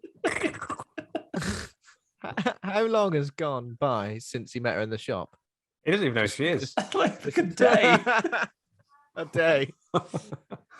You'd be absolutely baffled, wouldn't you? You would be. If you found her attractive or not, you'd just be like, what the fuck? Like I told you, I think the way around it is, and the era it is, it's romance, not terrible stalker's behavior. So he races around, and he's able to get. Arguably, I wonder how he beats her, because the cross the lake is a straight line. He has to go around it. Yeah, but he goes in a car, isn't it? She's got a motorboat. She's not rowing. Plot hole. Boat hole. But either way, slow boat. He beats her to the other side, and he's waiting for her to. He's got a nice chunky net jumper, like a Mrs. Voorhees style, but a cream jumper. Yeah. And just as he's about to greet her and like go, it's a romantic little misunderstanding / re-meeting we've got here. But then Seagull pecks her on the head. This is the first attack. Oh, there was a girl that landed in a window earlier, I think. Landed in the door. That's later, after she stays over at the teacher's house, that the girl is embedded itself in the door. This is the first one where a girl that twats her in the head. Yeah. It drops down and gives her a sweet drive-by across the forehead. And she looks proper. It'd be proper annoying, wouldn't it? Like she's bound to have a little bit of anticipation of meeting him. She's like, "Oh, I'm gonna look really cool." And she's feeling like she's Buddy. Like at the minute, Buddy Melody, she's the most petty spy in the world. She's done all this spying, found him, done all this little practical joke, but she's raced across the country in an open-top car. She's like speedboated across. She is James Bond, effectively. Just for really, not world-changing events, just to do a little bit of flirting. But then she's about to get off and make her big entrance. Then she hears in seagull language, "What's that? Can my mom sew, you ask?" And then the seagull, "Stitch that!" He goes, "Oh, you've been nailed in the head by this." Jesus. By this bird. Would it be worse? So you're just about to meet this guy that you obviously have a crush on. If instead, if A, it either twats you in the head with its beak, or B, it poos on your face. I think B would be worse. Yeah, no, I think that would be more embarrassing. If a bird twats you, that's like a good bit of an accident, really. It's like, oh no, now I'll look after you. Yeah, help you out. If you're covered in shit. If you're covered in shit. She had a little chat with him before. Right at the last minute, swoop down and smash me in the head, and then he'll have to take pity on me and nurse me back to health. Give you this tin of sardines, and maybe she doesn't deliver, and maybe that's where the whole thing comes from. The seagull, that was the sharks come out. That was the seagull king, and he's saying, "Right, I'm willing to let this go. I've brokered it. I've brokered a deal with the human. She's going to give us never break a deal with the seagull. They're the souls of lost sailors or whatever they are." Yeah. Certainly don't fuck one up like what's his face did. What's his chops? Robert Pattinson. Yeah. What's his chops? You go mad. She doesn't go mad though. She just gets a cut head, and he takes another. All these little plots that we get here, because then the man at the boat, she didn't injure yourself on the boat, will you? So someone tripped over at her and tried to sue me. She said she's not going to sue you. She's been pet by a bird. Just say that. A bird outside of my business pecked you in the head. Don't sue me. What, in charge of the birds, are you? What do you think you are? So she comes in and they give her a nice do they stick an elastoplast on her head or something? On her Swede. They just rub it of it and it gets better. They obviously got medical healing gel. The wound closes immediately. Classic. And doesn't the mum turn up fairly quickly as well? Yeah, the mum turns up, and at this point, is it Clive, the guy's name? Mitch. It's a name a bit like Clive. It's got letters, isn't it? A little bit. So Mitch said, I was just inviting Melody, Tippi Hedren to dinner. Oh really? Obviously quite aggressively. Sure. Really? Inviting her for dinner? What would you do that for? What was these? She's weird. The mum's birds? weird. Like she has grievances of the weirdest thing. Oh, I just bought all this chicken feed and the chickens don't like it. Give me a refund. Well, ain't my fault. What do you mean? So what's that? No, that comes in a bit. Yeah, so she invites us for dinner. Melody throws out some more lies. She goes, I'm staying with the teacher. We're mates, we are. Stop lying. She's lying so much that when someone lies, like especially in a film, where you're like, okay, that lie is gonna come out like at some point. Chekhov's lies. Awkward. It's gonna be awkward for everybody. Stop lying. Just I don't know what. Just don't say anything. I don't know. Pretend you've been hit in the head by the bird and you're a bit dazed and confused. So I don't remember where I'm staying actually. I better go and sort something out now. Where am I staying? Yeah. Oh yeah, I used to go to school with a teacher. Yeah, we're like that. We were. Yeah. You could just say, I've just literally arrived in town. I bought the bird straight away. I'm going to check in somewhere in a bit. Yeah. I don't understand the possible. She's just a pathetic, compulsive liar, and it makes me sick. Yeah. Yeah, she's a stunning Hollywood beauty. Ben, you've got nothing to do with it. No, you're a liar. Stop lying, God. Also, if you start off a romantic relationship built on lies, right? If the lies are your foundation for that relationship, with a few pranks thrown in, I don't think it's good for the future of said relationship. No. Yeah. Just, I mean, that's really loves. Depends how much. I mean, he famously at the moment he doesn't love the crack like she does. She is. Doesn't love the what? Sorry. The crack. He doesn't love the crack. Well, he might do. Yeah, he loves justice. When he's having a go at things that I think actually the law is really important. So don't bust people's windows, love. Batman. Yeah, that's what he loves. But he invites her for dinner because she's bought some birds, and then she goes to make it that it isn't a lie, and she arranges to stay with Annie anyway because she did notice she had a room for rent sign. Yeah. So what you want to do is so maybe it wasn't a lie. She was just preempting what she was going to do. She just got it the wrong way around. Yeah, in the wrong order. Forgive her. Yeah. And she goes, it's a bit awkward though, because she says she's going to go and stay at Melanie's, and Melanie got a thing from Mitch. They used to go out with each other. And she's still like, I still bloody love him or like him. I can't remember what she says. And now she's just like renting a room to the person who's trying to get in his underhoosen. Trying to pull him. Trying to pull him off. Wants to cut off with him. What's that? What did you say? She's the early bird. She's the early bird. The early bird, and she wants to get Mitch's worm. It doesn't matter what Annie Hayworth wants. But she's got to go. First, she's got to go through her mum though, and Annie points out as well. She's, oh yeah, actually, I'm really good mates with her mum now. But when I was going out with Mitch back in the day, thought he thought I was rubbish. She was off with me all the time. I'd send her a really long text message, and she'd just reply, "Okay." With thumbs up. Yeah. Yeah, embarrassing really for everyone involved. Yeah, so what happens here? I think so obviously the mum's got like disapproval of Melanie. I think she knows who she is, since she like about her reputation and stuff. Yeah, she's heard it's about been her reported in gossip columns. She's read about her in Heat magazine, and she's gone. She is. She's seen her getting out of a limo, and there's like red circles around, like, you know, embarrassing things. Short skirt, ankles out. Stubble on the armpit. Oh, stubble on the armpit. With her getting naked.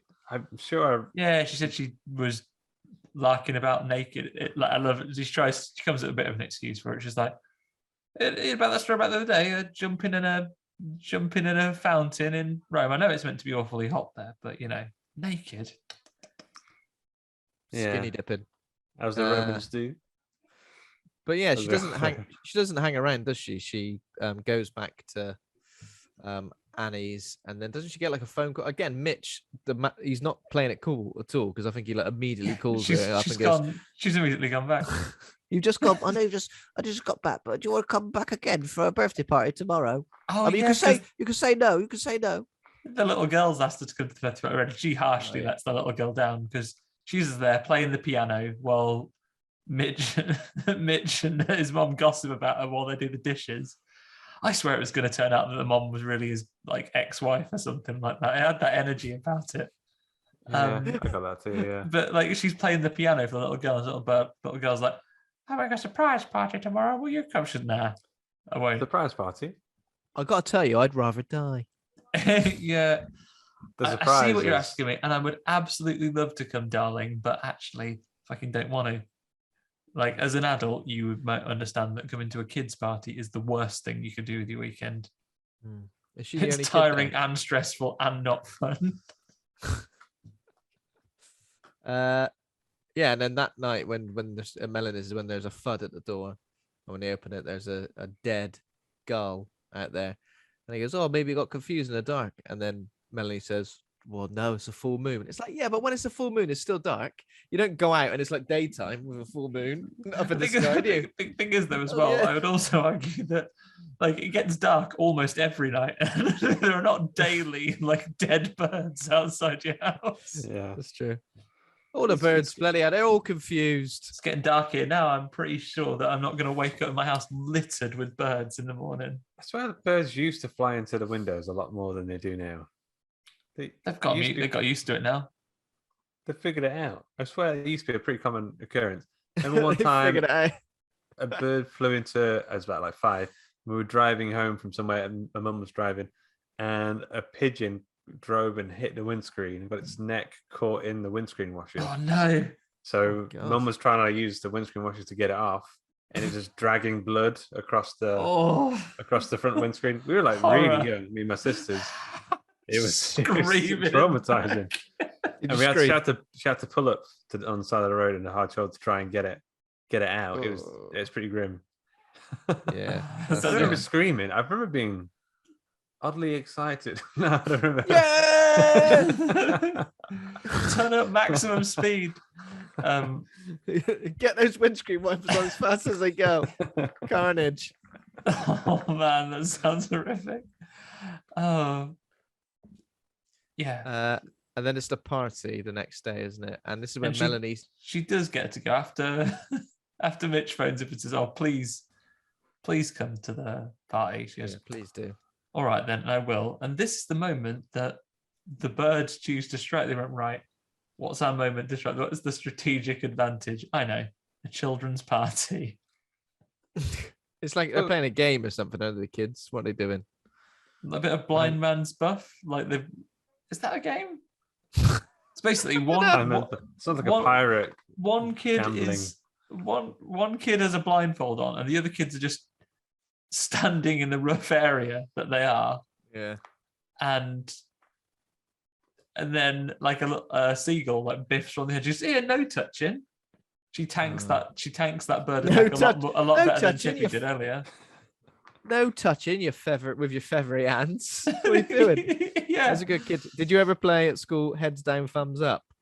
No. What's that No. one? Heads down, thumbs up was great. It's where you put your head down, cover your Yeah. eyes, and then Put your thumb up. one person is it. You put your thumb up, Yeah. and someone walks around and puts your thumb down. And then you have to identify. Well, it wasn't one person; it was a few people. Sorry, you had to identify who put your thumb down. But there was a knack to it, is you could just make a little gap in your hand, and you could just look down at the floor and see the person's shoes when they did it, Oh, and then Pro- identify them. You should be a pro detective. tip. Yeah. Yeah, heads I down, think we played that thumbs one. I up. think we played something quite similar. Head, But heads down, No. thumbs up. thumbs up. You And then- kicked in the ass. Who did that? Someone comes around and pulls your pants down, and then you have to work out who it is that did it. Someone comes around, pulls your pants down, and slaps your ass as hard as they can. Open hand slap, Yeah. and you have to go. You have to compare Interesting. the size of their hand to the red mark on your back. Yeah, the trick is to look for the person with the red hand. Yeah. It was you. Yeah, it was. Yeah, You got did me. it. The trick is to find the person with the smelly hand. What? Oh, but then you open yourself up for that other thing as well, because you're gonna have to smell your hand. You're gonna have to smell people's fingers to do that, and that's where they play the game where you say, This is horrible. your hand lovely is bigger story. your hand is bigger than your face. You've got cancer, and then when they do it, you smash their hand into their own face. I mean, in many ways, you'd be relieved, because even though your face hurts, you'd be like, oh, thank goodness, a clean diagnosis. So there'll be some idiot out there still thinking about it. Oi, what'd you do that for? I'm trying to measure my hand in the face. Get away. Don't do it again. I'm screening for cancer. Please don't. Like, These are important medical trials. When you go into the oncology, here's oncology. Yes, Oncology the unit. oncologist. They go, right, how are you going to do it then? And the doctor just comes and puts his hand up to your face. And he goes, He's like, you're not going to hit me in the face, are you? I won't know. Please, sir, I'm a doctor. I was trying to tell a nice story about a lovely childhood game, and it's descended into true horrors. I'll tell you what, Ben, if you were playing face down, thumbs up, you'd also be vulnerable to a bird's attack. So if you were there with your head down, you'd be waiting for someone to come and get your thumb. If a bird comes down, like at this party, just fucking wallops you in the head, you'd be like, yeah. Do it. What are you playing at? Jesus. You're meant to put my thumb down, not get with your beaky hands. They attack the kids, and then they just all go inside. They all just hide inside. Like girl who trips up. This is absolute carnage. This one kid who's just given up on life. She's absolutely made it. She's just lying still on the floor with a bird. Like, maybe she thinks if you lie still, they'll leave you alone. Oh, then again, birds did evolve from dinosaurs. They didn't know that in the day of the birds. But true. Maybe this girl was like, she's related to Dr. Alan Grant. Vision based on. And she thought, right, yeah, if I lie still, you won't be able to see me. But the birds can. And they're pecking her. But they save all the kids now. They put them all in the house. And they brush over the girl that was lying still like she'd given up on life, because they go and say like, oh, is everyone all right? I said, oh yeah, little Jimmy has scraped his knee, but everyone else is fine. What about that girl that's got her brain pecked out? No, she's all right. She's fine. And the birds they just go. Yeah, that was just campaign one. That was just a warning.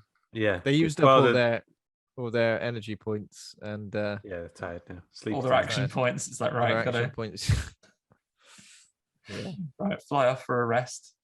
And that's it for this one. They go, oh man. I feel bad for like Kathy, the little girl. No one's going to come to your birthday next year. Birthday's absolutely ruined. Oh, do you want to go to Kathy's birthday again? No, don't you remember the bird attack from last time? You remember last year we were having that wicked game of blindfold, and then those birds fucked us up. But when they're in the house, the sparrows come down through the chimney. So they obviously send the small little fellas down there. They've gone in, yeah. Send the little birds down the chimney. Team 2. House full of sparrows. What? House full of sparrows. I got the bird. I'd forgotten about this. I got the birds the other day. It was a proper old woman that swallowed a fly situation. I had a fly in my office, buzzing about, all annoying. Opened the window, finished a call I was on, turned off the old Zoom, and I was like, "What's that flit about?" But he blew it in my office, flying around.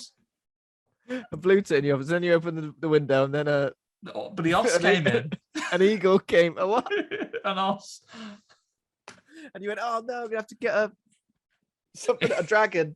She's gonna get a triceratops in here. Just got worse and worse. Yeah, but yeah, thankfully, not being an old woman, I didn't get a cat to get rid of the bird. In fact, I closed the door so the dogs wouldn't come and try and help me get the birds out of here. I just opened the window and politely shooed him out, and horror was avoided. But this is what happens here. They get a house full of sparrows, and then they just go out into the other room, call the police. He comes round, looks, and goes, "Yeah, there's been sparrows in here." And to be fair, I'm on both of their sides here, because Mitch, he's like, well, there's got to be something that's done about this. And the sheriff's like, what do you want me to do? Yeah, that's true. You could take that either way. Like, one, you think, is the sheriff on the Bird's payroll? Is he corrupt? He's looking the other way. Is he on the Bird's payroll? But then you think, yeah, actually, what is he going to do about what are you going to do about sparrows coming into people's houses? That one? Literally, there's nothing you could do. Put a bit of grating over your chimney or something. Oh, the big seagulls attacked the kids earlier on. He goes, did they piss the seagulls off? Sounds like something. Oh kids yeah, he does do. say that. Yeah, immediately blames the kids in any scenario. Oh, the kids have been attacked by a strange man who was wandering around the school. Did they tempt him in? You know, I just immediately blame the kids. Yeah, they've been saying things. I've heard a kid say no. Enrages a person. He's not responsible. Someone says no. Like, I will chase them to the ends of the earth. Smack them in the head. Come here. So, that night, Mitch goes, you better delay driving back to San Francisco. You better stay the night. Classic move. Because of birds. To be fair, I reckon he's put Kathy up to it because Kathy goes, oh, you should stay the night. He goes, oh, Kathy, don't impose on her staying the night. Although you could. Got nowhere to sleep. Apart from my bed. Oh, yeah, we all want to do that, though, would you? Yeah. And that is when, so the next morning as well is when Lydia goes to visit her neighbor because apparently his chickens won't eat their feed either. But they're off their dinner. Yeah. But she discovers his eyeless corpse that has been pecked lifeless. Didn't you used to have eyeballs? You lost weight, Fred. Something different about you today. Eyes are gone. Eyes are gone. So she runs back home, and Kathy's gone to school. So because she's gone to school, Melanie's like, if the neighbour's had his eyes pecked out, I'll go pick her up from school.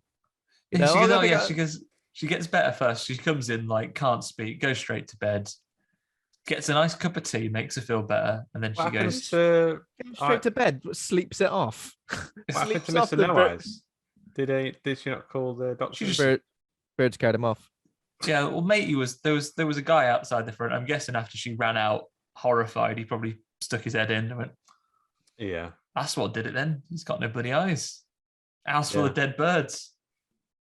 But despite the fact that the evidence is piling up quickly that birds are on the loose and causing this, you've always got to have cynical, I don't think so. Birds would never do that. They're docile creatures. We will get to that. That happens after the next attack. Yeah, so she nips to school and the kids are singing the most insane song I've ever heard. No, I reckon it's that set the birds off. What is it? It's like dilly dally doo da dilly dally wibbly wobbly bobbly boo. It's a real finger snapper. It's one of those. Yeah. But he's Scatman again, setting the birds off. But it's like a whole room of little kids and little kids' voices going scappity bappa chappity blammy bumbly bum flippity bum ba ba, and the birds are like, fuck that noise. Tell you what, we the birds, the inventors of singing, are not going to stand for this a moment longer. It's true, they invented singing. Yeah, birds invented singing, and they thought, if this is what they've done with our art form, absolutely fuck fucking top 10 pop hits, and they're like, fuck this. Yeah, fuming. And they're all on the plate of the Ben's background here. They're waiting. They're all gathering up. Like, there's one bird that started it and went, yeah, you heard this? And they all start coming down onto the climbing frame, listening to the kids going, skibbity bop bop bop bop ba doo ba jang a ding a dang a noogity doo ba da ba. And then I'm scabbity bop chippity bit. Okay. Old Jive Bunny and the down, and they're like, right, we're gonna have these kids. And in a scene that would later if they all work together, they could carry off an entire kid. Yeah. I'd like to see them all, like, so many birds come together to form a big fist, like flying through the air. Like the bees in Amityville Horror. That'd be the only way to fight them. Yeah. They could turn into like a big pair of tweezers and just pick them up like a big pair. They turn into a big mech. A big mech robot a thing. big mech of birds make themselves into a Godzilla. I'd Yeah, love to see exactly. it. Yeah. So Melanie, like, just after seeing all the birds gather, she just She, like, slowly creeps into back the into school. the school. And she goes, right, don't let the children panic, but we're going to do a fire drill and basically evacuate all the kids. Yeah, Because a I mean, film, a they would have scene been that better would just be staying put, would they not? in the lovely big windows in the school though.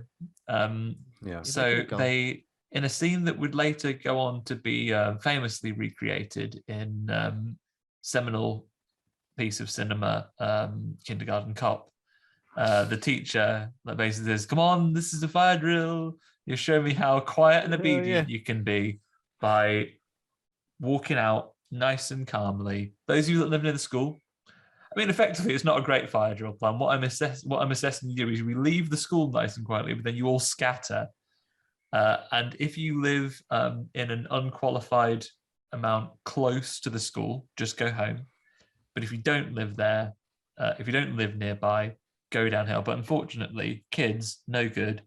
They go out quietly, then immediately fuck it by all just starting screaming and running when they run out, when they get outside. Well, they scream for it because of the birds. I reckon one of the birds sees them and goes, "I'll tell you, ruining our singing when I get you."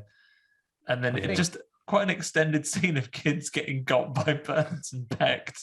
And do any kids like die, or is it just an attack? Well, I think they mostly just get attacked. One kid absolutely stacks it and does a proper this is the type. If you saw that kid fall and you're in the street, you would, a big wince. Because she properly, like, her glasses come off and she falls and slides. It's like, I like some of the effects people get. I think there's a guy pretty soon at the petrol station. He gets knocked off his feet. It looks like they're getting hit by giant balls or something. They proper go flying. Yeah. These birds, like the rate they're hitting them, they're tiny little bird bones would just their bones are made of air, aren't they? Yeah, they're hollow.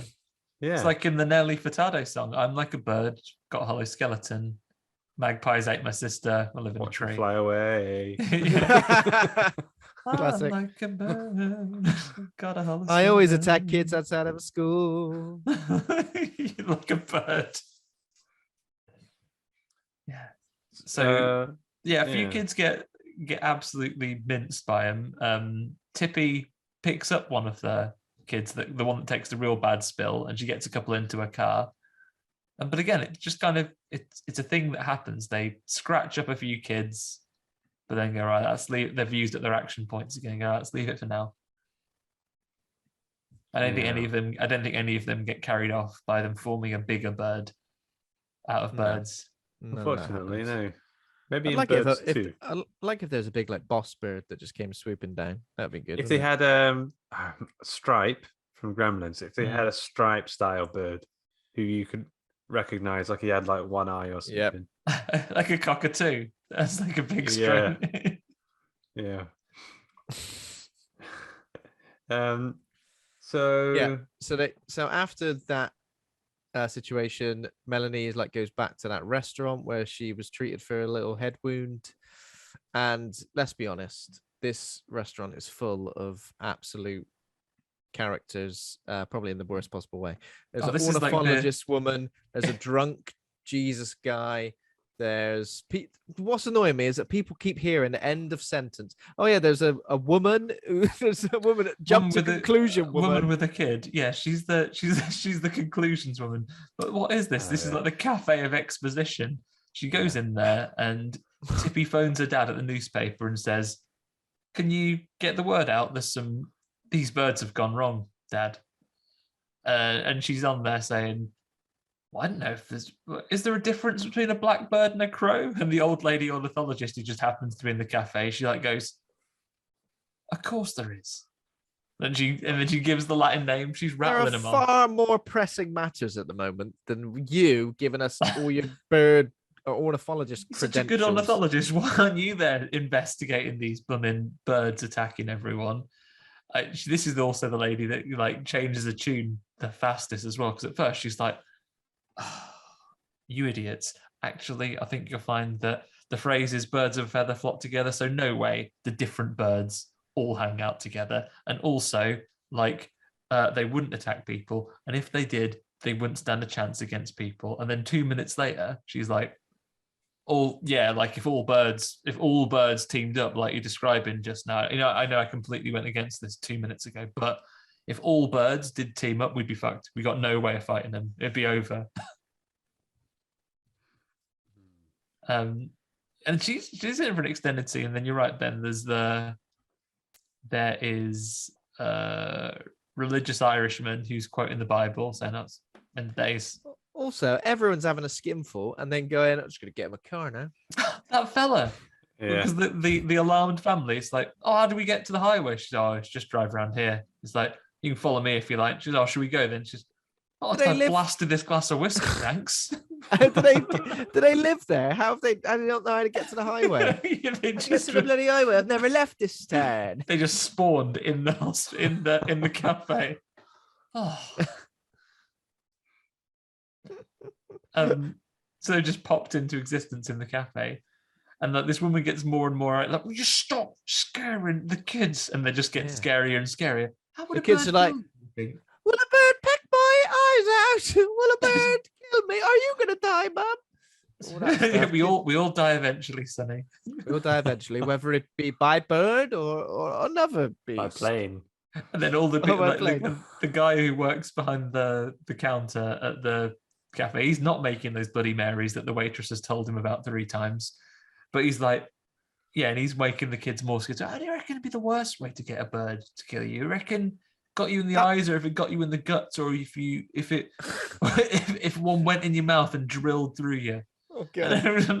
Everyone's annoying in this because they keep like catching the end of sentences. Like, oh, that's what happened when they attacked the school. Who attacked the school? What's going on at the school? Oh my gosh! It's like, oh, for fuck's sake, get me out of here! Fred from down the road, he had his eyes out. Eyes out.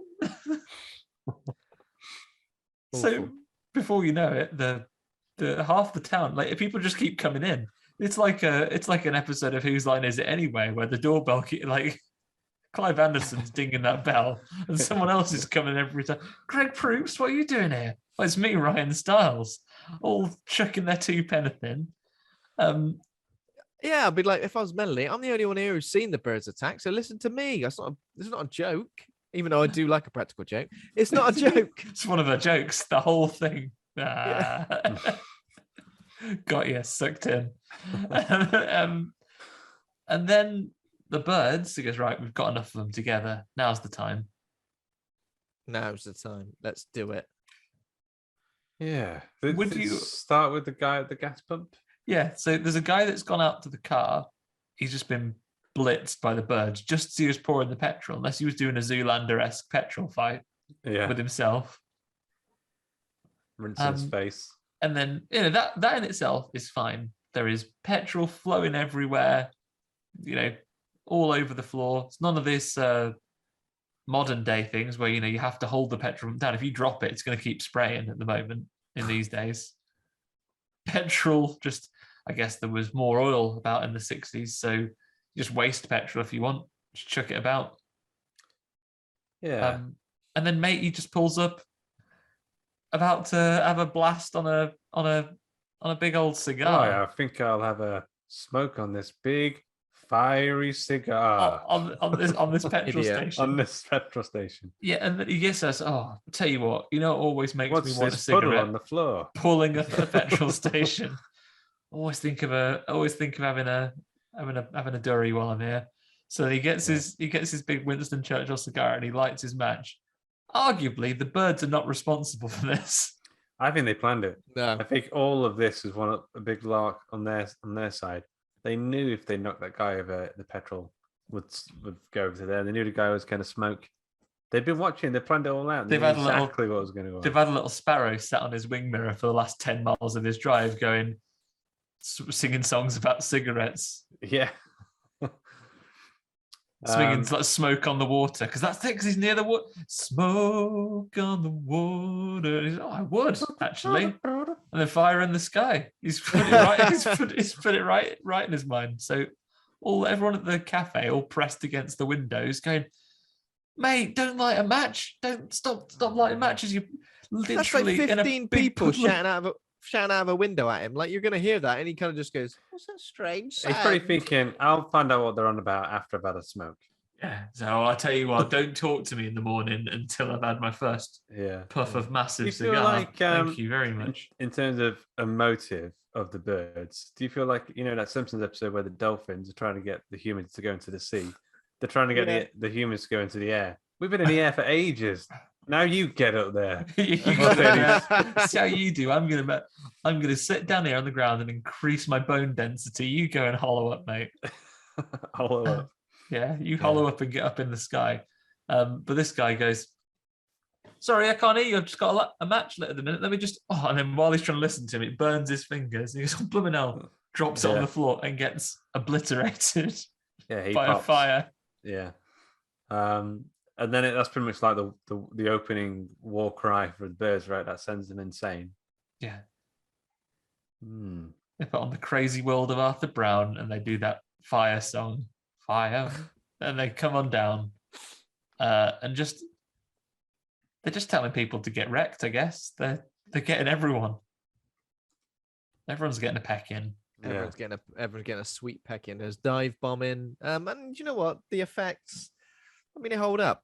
I don't think it looks particularly, sure, it looks of its time, but it still is effective, I think, and scary to a degree. It's quite intense and noisy. I don't understand how they get some of the birds to do the attacking, because like there's scenes where I think there's genuine real birds, like actual just cross seagulls mostly. In the attic bit a bit later on, that they are real birds. Yeah. Chips. Kippers. Chips.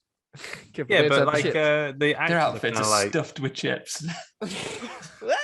But the actors are like budging around them, so it seems a bit dangerous for the seagulls. You see, the problem is the thing you're forgetting there, Luke, is it's the 60s. You could be cruel to things then. Yeah.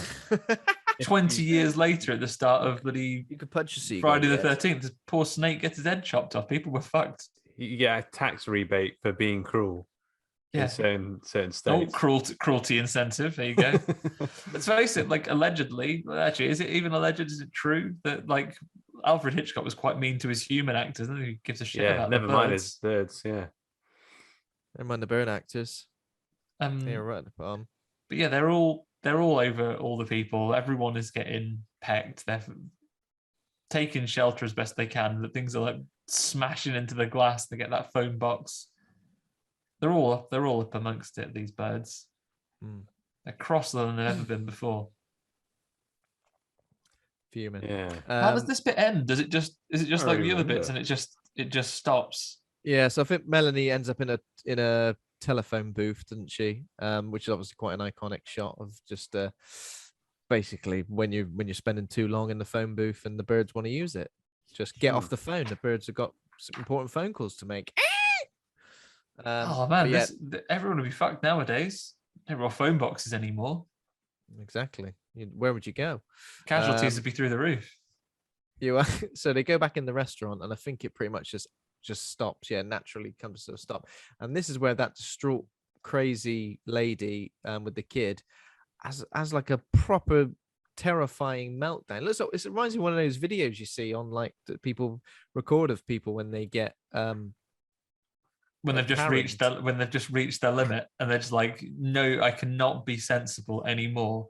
She basically, Tippi's been outside for bloody 2 minutes trying to make a phone call, and this lady, who was a little bit narky at the beginning, she's turned into that cult leader from The Mist. Yeah. She's like, you're evil, you're evil. But thankfully, you brought the birds here. It only started when you arrived. Hang on a minute. But you don't even know how to drive out of here to the freeway. So are you even a local person? So I don't trust you either. Don't trust you either. Like, have you ever seen a bird in this town before this woman turned up? And I was like, yeah, several times, in fact. Thankfully, her madness is stopped. Just takes one big slap.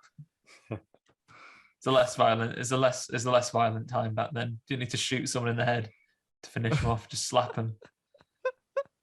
And then she's all right again now. She goes, oh, sorry, I shouldn't have called you evil, should I? Overreacted, sorry. Melanie gets in the phone box. Did we do that bit? Yeah, it's just she was in the phone box just now, yeah. She tried to put 20p in and so the next part is to go to Annie's house to get Kathy, because That's where Kathy is. Yeah, Kathy was there from when they ran out of the school, I guess. Yeah. But sad to And say, hate to see it. Hate to see it, but Melanie's love rival, Annie, has been done in. She's been pecked. She's been flapped. Could just be sleeping. She's just on the front garden, on the stoop. isn't Yeah. she? You can tell she's dead though. Her shoes are all askew. Yeah, maybe she was Yeah. tripped. So apparently she was killed by the crows while protecting Kathy. She went, "Get inside, Kathy. I'm gonna fuck these crows up," and then they fucked her up. It was like a proper Vasquez moment from Alien. She's like, right, Oh yeah. primed a grenade, but the birds just got her. Yeah. And you know what? The actress playing Kathy, Veronica Cartwright, is good, effective. I think she definitely comes across as a genuinely terrified little girl. Obviously, she's a grown lady now. She's 73 years old. Veronica Cartwright. She's still at it as well, like Tippi. Still at it. She's acted in quite a lot of things. She's been in Candyman, Farewell to the Flesh. She's the bag lady in Speed. The one that it was just cans. Hang on a minute. No. The lady with us pushing the cans. It was just cans. I recognize her now. I thought I recognized her face. She is Joan in Alien. So, you know, the lady in Alien with the short haircut? The lady that does a lot of the screaming. So she does loads of screaming when the chest burster comes out. She's like, oh yeah. I'll tell you what happened was they were they'd seen that. So screaming about birds, are you? I'll give you something to scream about. Horrid aliens. Bloody Xenomorph. I like how I credited her as the bag. And then she ended up playing the bag lady in Speed. I mean, that was like 15 years later. Oh dear. Had a mighty 15 fall. years. Cheers. Yeah. And then she was in Scary Movie 2 as well. As a character. Oh, so she had another rise. Another rise. Yeah. Yeah. Well, but yeah, great as a child, you. great as an adult as well, you know, but great as a child. Genuinely believed that she's been attacked by feathered friends. Lots of birds, and then your teacher's been absolutely gouged by him. Yeah. It's a little bit sad that this character, who's like she's a fairly important character. I get it that she's in the way of the love story that they're building on here in the background, but done a little bit dirty by getting pecked off screen. Yeah. Feather dusted is what she is. She's done. Feather dusted. She gets dusted by them birds. Now essentially like the final stand, they all barricade themselves in the family home, and there are like a few waves of birds that like attack, trying to get their way through the boarded up doors and windows. This bit's rough. Like this is a bit I feel like is this just real seagulls just getting his hands? Yeah. It looks like it, yeah. Or they just got like people with bird gloves on, and they just like trying to pinching. Yeah, but even still, I mean, it looks some aggressive. Yeah, and they got mean little seagulls. Like seagulls are probably like there's a good play here. Seagulls is one of the worst birds, certainly in this country, that could try and get you because there are loads and they're bigger than you think and they're rough. Yeah, seagulls are mean birds. We used to have at the shop I used to work at, there used to be peregrine falcons in a little churchy building opposite the road. And I remember seeing a little white pigeon outside our shop. And I went into work that morning, and I said, that would be dead by the end of the day. And then as I walked out shop later that day, it was just in bits on the floor. The falcons had your bird Nostradamus. Yeah. When I think this is a more common thing than you think, but Karen used to have a job in Swindon in an office. Not that one from the program of the same name, but she apparently the falcons live near there, and they try and get the pigeons and they chase them around, but they can't necessarily catch them in the air and know what's, because they're not heavy birds, the falcons are. So what they do is they catch the pigeons, like Dick Dastardly tried to do all those times, and they throw them into the windows of the building to smash them. Jesus. So quite often you'd be working in the window in the office, just to thump, and like it's a falcon has thrown a pigeon into the window to like stun it, and then it would die in the fall, and it goes, lovely pigeon, eat it up. Delicious. Harsh times. This is why these birds are stone cold killers. Yeah. So they did the first wave where they the only thing that keeps him out is he breaks the flex off the lamp to tie the shutters closed. Oh yeah. With What a hindsight, great you guy. would have closed that shutters before you'd closed the windows earlier. 100%. What a guy. Yeah. Yeah, so there's like a lull after the first wave, and then Melanie hears a fluttering sound coming from upstairs, as you would. What could that fluttering be? It doesn't sound Nice. recognizable at all. Better take the I think you've torch got rats. Bloody rats. And then Don't worry, I'll they- deal with it. You've done enough actually. You're all having a sleep because it's been a big. What an thing with the absolute birds. shit show this is. So Melanie stumbles into like a bird orgy. They're all just chilling in the attic bedroom. Now, Yeah. what you do here is you immediately turn and leave. Get She has a yourself little out of nap. there. She's I just shine a torch and make sure that it is the birds. Yeah. The plumbing is, and I've only shut the door behind me. Avoids. Yeah, because she falls and like lands in front of the door as well while she's getting Oh pecked. no! And then Yeah. so Mitch can't get in either. He has I to, thought that was he has it. to like I've- basically just biff her with the door. She door stops it. She's like, There's some close-up shots of like her cheeks getting pulled and stuff Yeah. by birds. Her Pretty cheeks brutal getting stuff. pulled by a nan. You look so tall since I last saw you.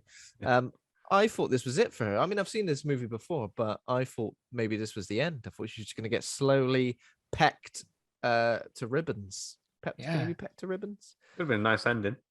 Nice way to Yeah. end it. Yeah, because it kind of just or ends. the rest of the family go, but the birds got, I don't know, there's something against the door. Can't get it open. Because doesn't it kind of just end almost like It War of the ends- Worlds, It where ends it just kind after. of just Yeah, Well, it the ends birds just have after calmed this. down. The birds are just like. Well, they're all Oh, they're all that's out. I know They're we had all a 45 outside, minutes. but you got it. They have to go outside and like. Mitch has been out and listened to the radio earlier, and it hears that there are more bird attacks that have been seen inland. In a few places further inland, other bird attacks have been reported. Tippi wakes up swinging, old Melody, like she's been Oh, knocked out of the yeah. bed. She wakes up and immediately like mistakes Punches Kathy Mitch. and Mitch for the bird. She's like literally throws hands at him, tries to Yeah. take him out, and then goes, "Oh, sorry, you're not the birds." But she has. She goes on for quite a while with that as well. Like Yeah. a little bit longer than I thought she would. Like she does like a quick like, and then he goes, "Let's calm down." It says, and then she goes a little second. Okay. Another few punches. That's exactly it. She thinks to herself, She knew it was Mitch, which clocked him in the face, but it was a little prank. "Yeah, Little so final prank. Sorry, I little thought you were a joke. bird." yeah, little, yeah, fucking stool pigeon." I Mitch. thought you were a bird. Oh. Every bitch. Yeah, so she does that. Unfortunately, the lasting effect of having the bird damage is she has developed a phobia. Feel like in the past you develop phobias quite quickly. She has like huge. As soon as she goes outside, she's like, "No, absolutely not. I'm not going out there near all them birds No, terrible. Don't blame her. because they're on every surface." Yeah. She's been bandaged up. She looks like the Invisible Man as well, doesn't she? Where were all these birds before? I mean, there's so many birds now that there's like no. Somebody uncovered did. inch. Somebody like did a Gondor calls for aid, but the bird thing, and they all swooped down. Condor calls for Condor it. They say. Condor calls for aid. Yeah. Yeah, they all swooped down. They all saw it, and they all swooped down. Right, that's it. We're fucking them up finally, are we? Yes. It's starting I'm to, in. It's starting to spread. Birds have flown to other places and told them about that absolute shit those kids were singing, and those other birds are like, Yeah, because they hear like a Right. radio, Bird a radio flu. report. Bird flew straight into my head. They hear like a radio report, don't they? And there's like different communities all around. Yeah. yeah, That have been attacked by birds, and I think they say the military may intervene. not the military will. The military might intervene if they That- got May. the time. They might. that sheriff from earlier has been promoted, and he's like, "What are you going to do though? Birds? It's not what our Bloody army's birds. designed for. Not to fight birds. You need big nets. We got any of them? No." The last line on the Wikipedia entry is: "The car slowly drives away as thousands of birds are ominously perching." I like that. Thousands. Ominously. Ominously Oh. perching. How are we going to end this film? I reckon we should end this film with some ominous perching. Great, let's do it. I like it though. I think watching this film a long time ago as a stupid youth, I've been like, "Oh, really Stupid doesn't youth. really doesn't end, does it? Ooh, rubbish." But I now really like that it's just a taste of, like I said earlier, like in the grand scheme of things, unimportant characters, and maybe that this is that we don't have to have a definitive ending. It's maybe isn't the whole world. Maybe it is just this group of birds that have teamed up, or I maybe like to it's think of it everywhere. as the start of a post-apocalyptic Planet of the Birds sort of situation. I reckon I'd go for that. I reckon the birds would do the apes all day long. Yeah. Because there's definitely more birds than there are apes. There's not many apes, really, is there? When you think about it, 20. Yeah. 30. 20 apes. Yeah, there's 20 apes. There's tons of birds. It's a similar question that was doing the rounds recently. It was like, are there more wheels or doors on planet Earth? Are there more birds or apes? Are there more birds or apes? I reckon birds. Birds Depends by on which ages. planet. If it's planet of the apes, then obviously apes. Yeah, There's I don't know. birds. There's birds everywhere. Might be more birds as well. Might be loads of birds there. There's more birds, like in Mansfield Town, when you get to see all the pigeons. There's more There are pigeons than zero there are apes. apes in the world. Yeah. In many ways, maybe the apes would have to ally with us because we're more like apes than birds. But we're an unholy alliance. Yeah. Where are the fish going to land on this? That'd be the deciding factor. Battle of the Five Armies when they join in. Yeah. Oh, the fish are here. They're just flapping around on the floor. Oh well. They've got it covered though, because if they allied with the birds, you got land and sea. Yeah, but birds complete domination. I mean, the fish can't win against birds. Birds are always eating fish. Yeah. I think the fish are tired than our side. Side with us even. Okay, yeah, so that's how it ends with some ominous perching. And got some name game for you if you're ready. All right. First one is about a little town that is attacked by yogurt and other fermented milk products. The Kurds. The Kurds. Well done. Next one. Toilets backfire. The beasts are unleashed, and our only defense are wads of toilet tissue. The turds. Turds. Last one that I've got from here is somebody spikes the Coca-Cola at the local French comic book convention, and it turns the attendees into wheezing, cosplay-wearing beasts. Jesus Christ, there's loads to unpack from that. Hell, Somebody spikes the Coca-Cola. It's like a big punch bowl of Coca-Cola. Yeah. At the local French comic book convention, or convention, as it might be. Yeah. And it turns the attendees into wheezing, cosplay-wearing beasts. And it'll be nerds. The nerds. Don't overthink it.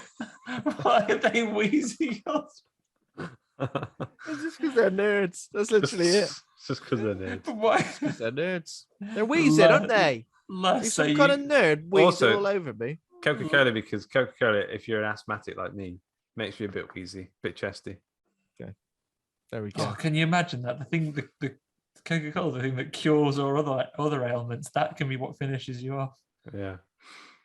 Anyone got any they want to throw in there? I had one that was also the nerds, but it was about tiny, tangy, crunchy candies from the 90s become a factor of terror when there's rumors of there being glass in the boxes.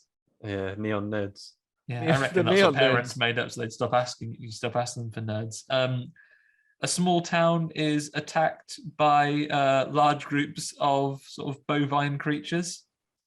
The herds. And then finally from me, Tom Hanks, who lives outside the CBD, is worried that his neighbor is a murderer in an actual film. Say again, what was that one again? Tom Hanks, who lives outside the CBD of a city, is worried that his neighbor is a murderer. The Burbs. Correct. I've got another one. Go on. The pop singer and his family. It's just them. This pop singer and his family, and he sings that song "Lady in Red."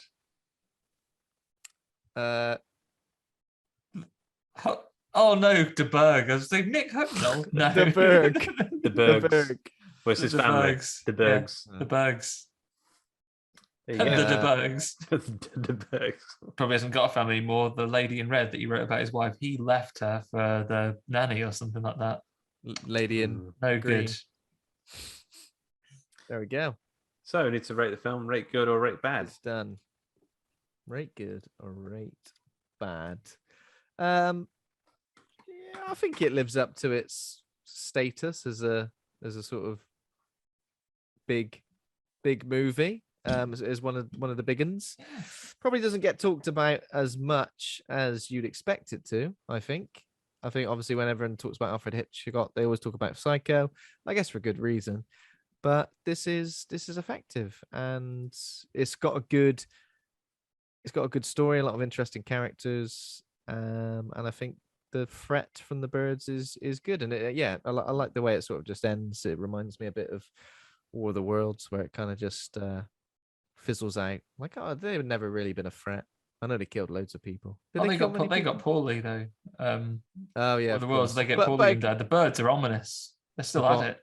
The birds just do some ominous perching, which is good. Yeah. But yeah, Birds get flu. Worse for us than them, if for anything. bird flu. Yeah. I'll probably go for a B plus. Don't think I'd venture into A territory. Would I venture into A territory? Territory. No. Let's go for a B plus. I'm also going just straight B. I think it's a really good film.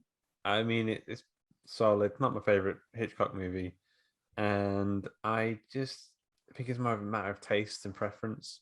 Like I wouldn't go out my way to watch this again, but it's fun, nice to revisit. I don't think I've seen it for years. I think I saw it as a really small kid, like a really short 2 centimeter tall kid. Did your dad show it to you, but didn't take you away before the thing you had to peck your eyes out? No, he pecked him out. Yeah, they're gone. They've been pecked out. Yeah. Go on, Andy. Yeah, I'm going to join you, Luke, on a B. I think I enjoyed this going back, and at first, I think the silliness of the noise and the birds and the way that there's not really any bird attacks for like the first half of the movie. It's like a good 40 minutes in there before she's done a prank at the beginning. But actually, I was more invested in those characters than I thought I was going to be. And as I went through watching it, I could see those strings and see where it had connected to other films that are vastly different in their delivery and their themes. But there's some great technique here, and there's some really, really good storytelling when it's not us being dickheads about it. Like there's some really interesting things about this. And actually, for a film of its age, some impressive ways that they did things. I know they probably did it by just being cruel to birds, but it's made now, so that's what it is. And I think there's some things of value to take from this. So I'm glad we came back and watched it. So yeah, that is why I'm going to give it a B. Cool. B for Boyd's. The Voids. Next week, are we on a new month yet? It's a new month. Okay. Next month. Should we just say some of the things we're considering? Maybe most of these will happen, but maybe not all. Who knows? Well, we said see Troll how the Hunter sands already. fall. So Yeah. Troll Hunter's on a maybe dash cam. Dash cam is meant to get a wider cinema release. So I think it's coming out on demand at the same time. So you guys should have opportunity to watch it. Cool. If it's on demand, I might need to watch it again. It's been a few weeks. Yeah. I think Alex Garland's Men will be out as well. So there's a few new releases next month. Black Phone out as well. Black Phone as well. Yeah. So I'm not sure what order, whether we do Men or dash cam first. I think it depends on when I can see him. Yeah. We'll see which one we can see. Well, we'll put out the scheduling. Probably in the next week. It's going to be a big month for us for new releases then, and then Troll Hunter, just a little bit of icing on the cake, some found footage loveliness. Yeah, very nice. I love that film. I'm looking forward to watching it again.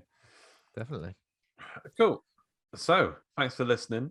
If you become a patron, you can get access to bonus content and heaps of free stuff at patreon.com/horror hangout. By the way, we have a new Twitter thing profile just the Yes. horror hangout. We do indeed. There'll be a link in the show notes, but it's Yep. horror @ horror_horror. Wait. And you said podcast Oh, twice yeah, at the that beginning minutes. as well. We didn't mention Yeah, it. we just let it slide that time. So you're saying in the intro that I say podcast twice. This time you did it on purpose, right? I do it every time on purpose. Like I used to read from a template. So I think Don't you know. guys are just hearing Don't it know different. about We'd not Yeah, heard maybe it we until are. last week. that. Yeah. The last 200 episodes. What's going on? I don't know. Maybe I've been blank not saying it. But anyway, I don't guess know. Who the knows? Twitter it's got some underscores in there because It's got horror_hangout podcast_. What actually is it? It's at horror_hangout_. That's like a secret Unfortunately, password. yeah. Unfortunately, we tried horror hangout pod, horror hangout podcast, horror_hangout, all taken. Who on earth is doing it out there? Have you got 230? Have you got but not 230 releasing 230 episodes? episodes. Come on, give us it. Yeah, fuming. If you There go we to go. Twitter and search for horror hangout, You might find it. It's the first one that comes up. Yeah. Okay, there we go. Just search horror hangout. You Horror got Hangout it. official. That's us. But we Yeah. will stick it in the show notes as well. Why not? Cool. Follow us there. I don't think you guys have done your own Twitters for a little while, right? Why not? We're talking Twitters and we're saying at. Might as well throw those out as well. Oh my god. Well, your Andy is at AndyCT Writes. I am. Ben is at Ben_Errington. He loves an Mhm. underscore. Does Ben_Errington? I'm all over the underscore. The most is the best one. I don't like a dash. No, Ben not Dash Dash. Errington. I don't No, think no, you- no. You do a dash. People think that was a middle name. Yeah, exactly. Dash. Dash Rendar. And I'm Luke of Condor With a K. with a K. Yeah. So Yeah, find us there. don't But that's forget not the only place you can find us. Hang on a sec. I'm getting confused here. Patrons. We've got patrons. Lane Spencer, John Crennan, Ben Scaife, Stephen Christopher, Toby Miller, Laura Kendrick, Scott Rugby, Ollie Child, Julia Bilgren, Leslie Carlo, and Pazuzu. Thank you very Pazuzu. much. Thanks, Yes. guys. You sound Thank like a droid. Patreon.com/horror hangout. Just released a bonus episode chatting to Janine Pipe, the writer of Sausages, the Making of Dog Soldiers, which was nice. Lots of interesting tidbits from the cast and crew, as well as some cinematic legends. Joe Dante and John Landis were mentioned, name dropped, but you know, I like a good name drop when it's those sort of guys. Good. And we've got bonus content for days right now. I recorded today on day of recording a little interview with the program director from the Dead Film Festival that we talked about a few weeks ago. So Michael Cool, actual real name, excellent last name. The cool program guy. director there talking about putting together a horror film festival, talking about whether you're a Scotland-based horror fan or actually wherever you are. They have remote things as well that's going on. So check us out for that as well. And more sweet bonus content coming for all you Patreon folks. So come find us on there too. Join Wow, the game. so much content to consume. I have no time for Obi-Wan at this rate. No, you got to catch up with Horror Hangout first. So That's how it works. Nice one. I think that's everything, right? just about. I think Just so. about. We're on other platforms too. Like you're on a platform, look for Horror Hangout. If it's not us, bully him off it. Get us on there. I just thought, I think if we do the next episode, I'll have a Kickstarter running. So I'll talk about it then. Oh my god, it's all happening. We intend to do the next That'll happen. episode, so we should do it. And then We'll do like half an hour at the end of the show for promo and any other business. we'll whack it together. I tell you what, now, even though we're not talking about it directly, if you're still listening at this point, Lou's got a Kickstarter coming up. It's going to be dead good. Get your mitts on it. Get your mitts or wings on it. Yeah, if you're a bird, beak it up. Beak it up. Take someone's credit card with your bird like little nose mouth combo beak. Don't And even use then- your own card. Steal a card. type it in with your nose, like one of those little birds, like tapping away like a bird pecks. And then you could like tap it in there, get yourself a lovely book. That's how I wrote that book. So it's fitting. Just with your nose, one letter at a time. Yeah. It's only 2 pages long. It doesn't make any sense. Not even real words. You can't write a book with your nose. That's what I found out. What else? Well, what else we got? What's at the end? Thanks for listening. You've got to thank you've got to thank Taj for the music. Thanks, Taj, for music and little audio clip. And thanks to my co-host Ben and Andy for being right horror dudes. Oh yeah, thank you, Luke, for being a right horror dude. I hope the music is that wibbly wobbly song that the kids sing. Wibbly wobbly woo. Should we get some t-shirts that say right horror dude or something? I'm a right horror dude. Absolute right horror dude. I think so, but we want to be inclusive. So let's get right horror dude. Dude can be inclusive. Dude's gender neutral now, right? Yeah. I thought that. I thought guys was. But like a big email went out to all staff. Hi guys, it didn't go down very well. So maybe it's not. Is it not inclusive? Just don't send that email again. Oh, was it not you? I feel like guys can be like. Just don't say. I guess you get to decide whether it's gender neutral or not. For me, I would assume if someone wrote to me and said guys, I'd be like, I don't care. But if other people are worried about it, maybe I shouldn't. Just don't say peeps because everyone hates that. Peeps. Hiya, peeps. Because to avoid these situations, I am now from this day forward going to start all my emails with "Oi you." Hi fuckers. Yeah. Oi you. Oi. There we go. Hey. Right. Okay. For now, we've done it. Right. Let's go. Watch out for the birds, everyone. Yep. And see you next time. See you next week. Bye for now, everyone. Ta-ta. Bye. Cheerio. Ta-ta.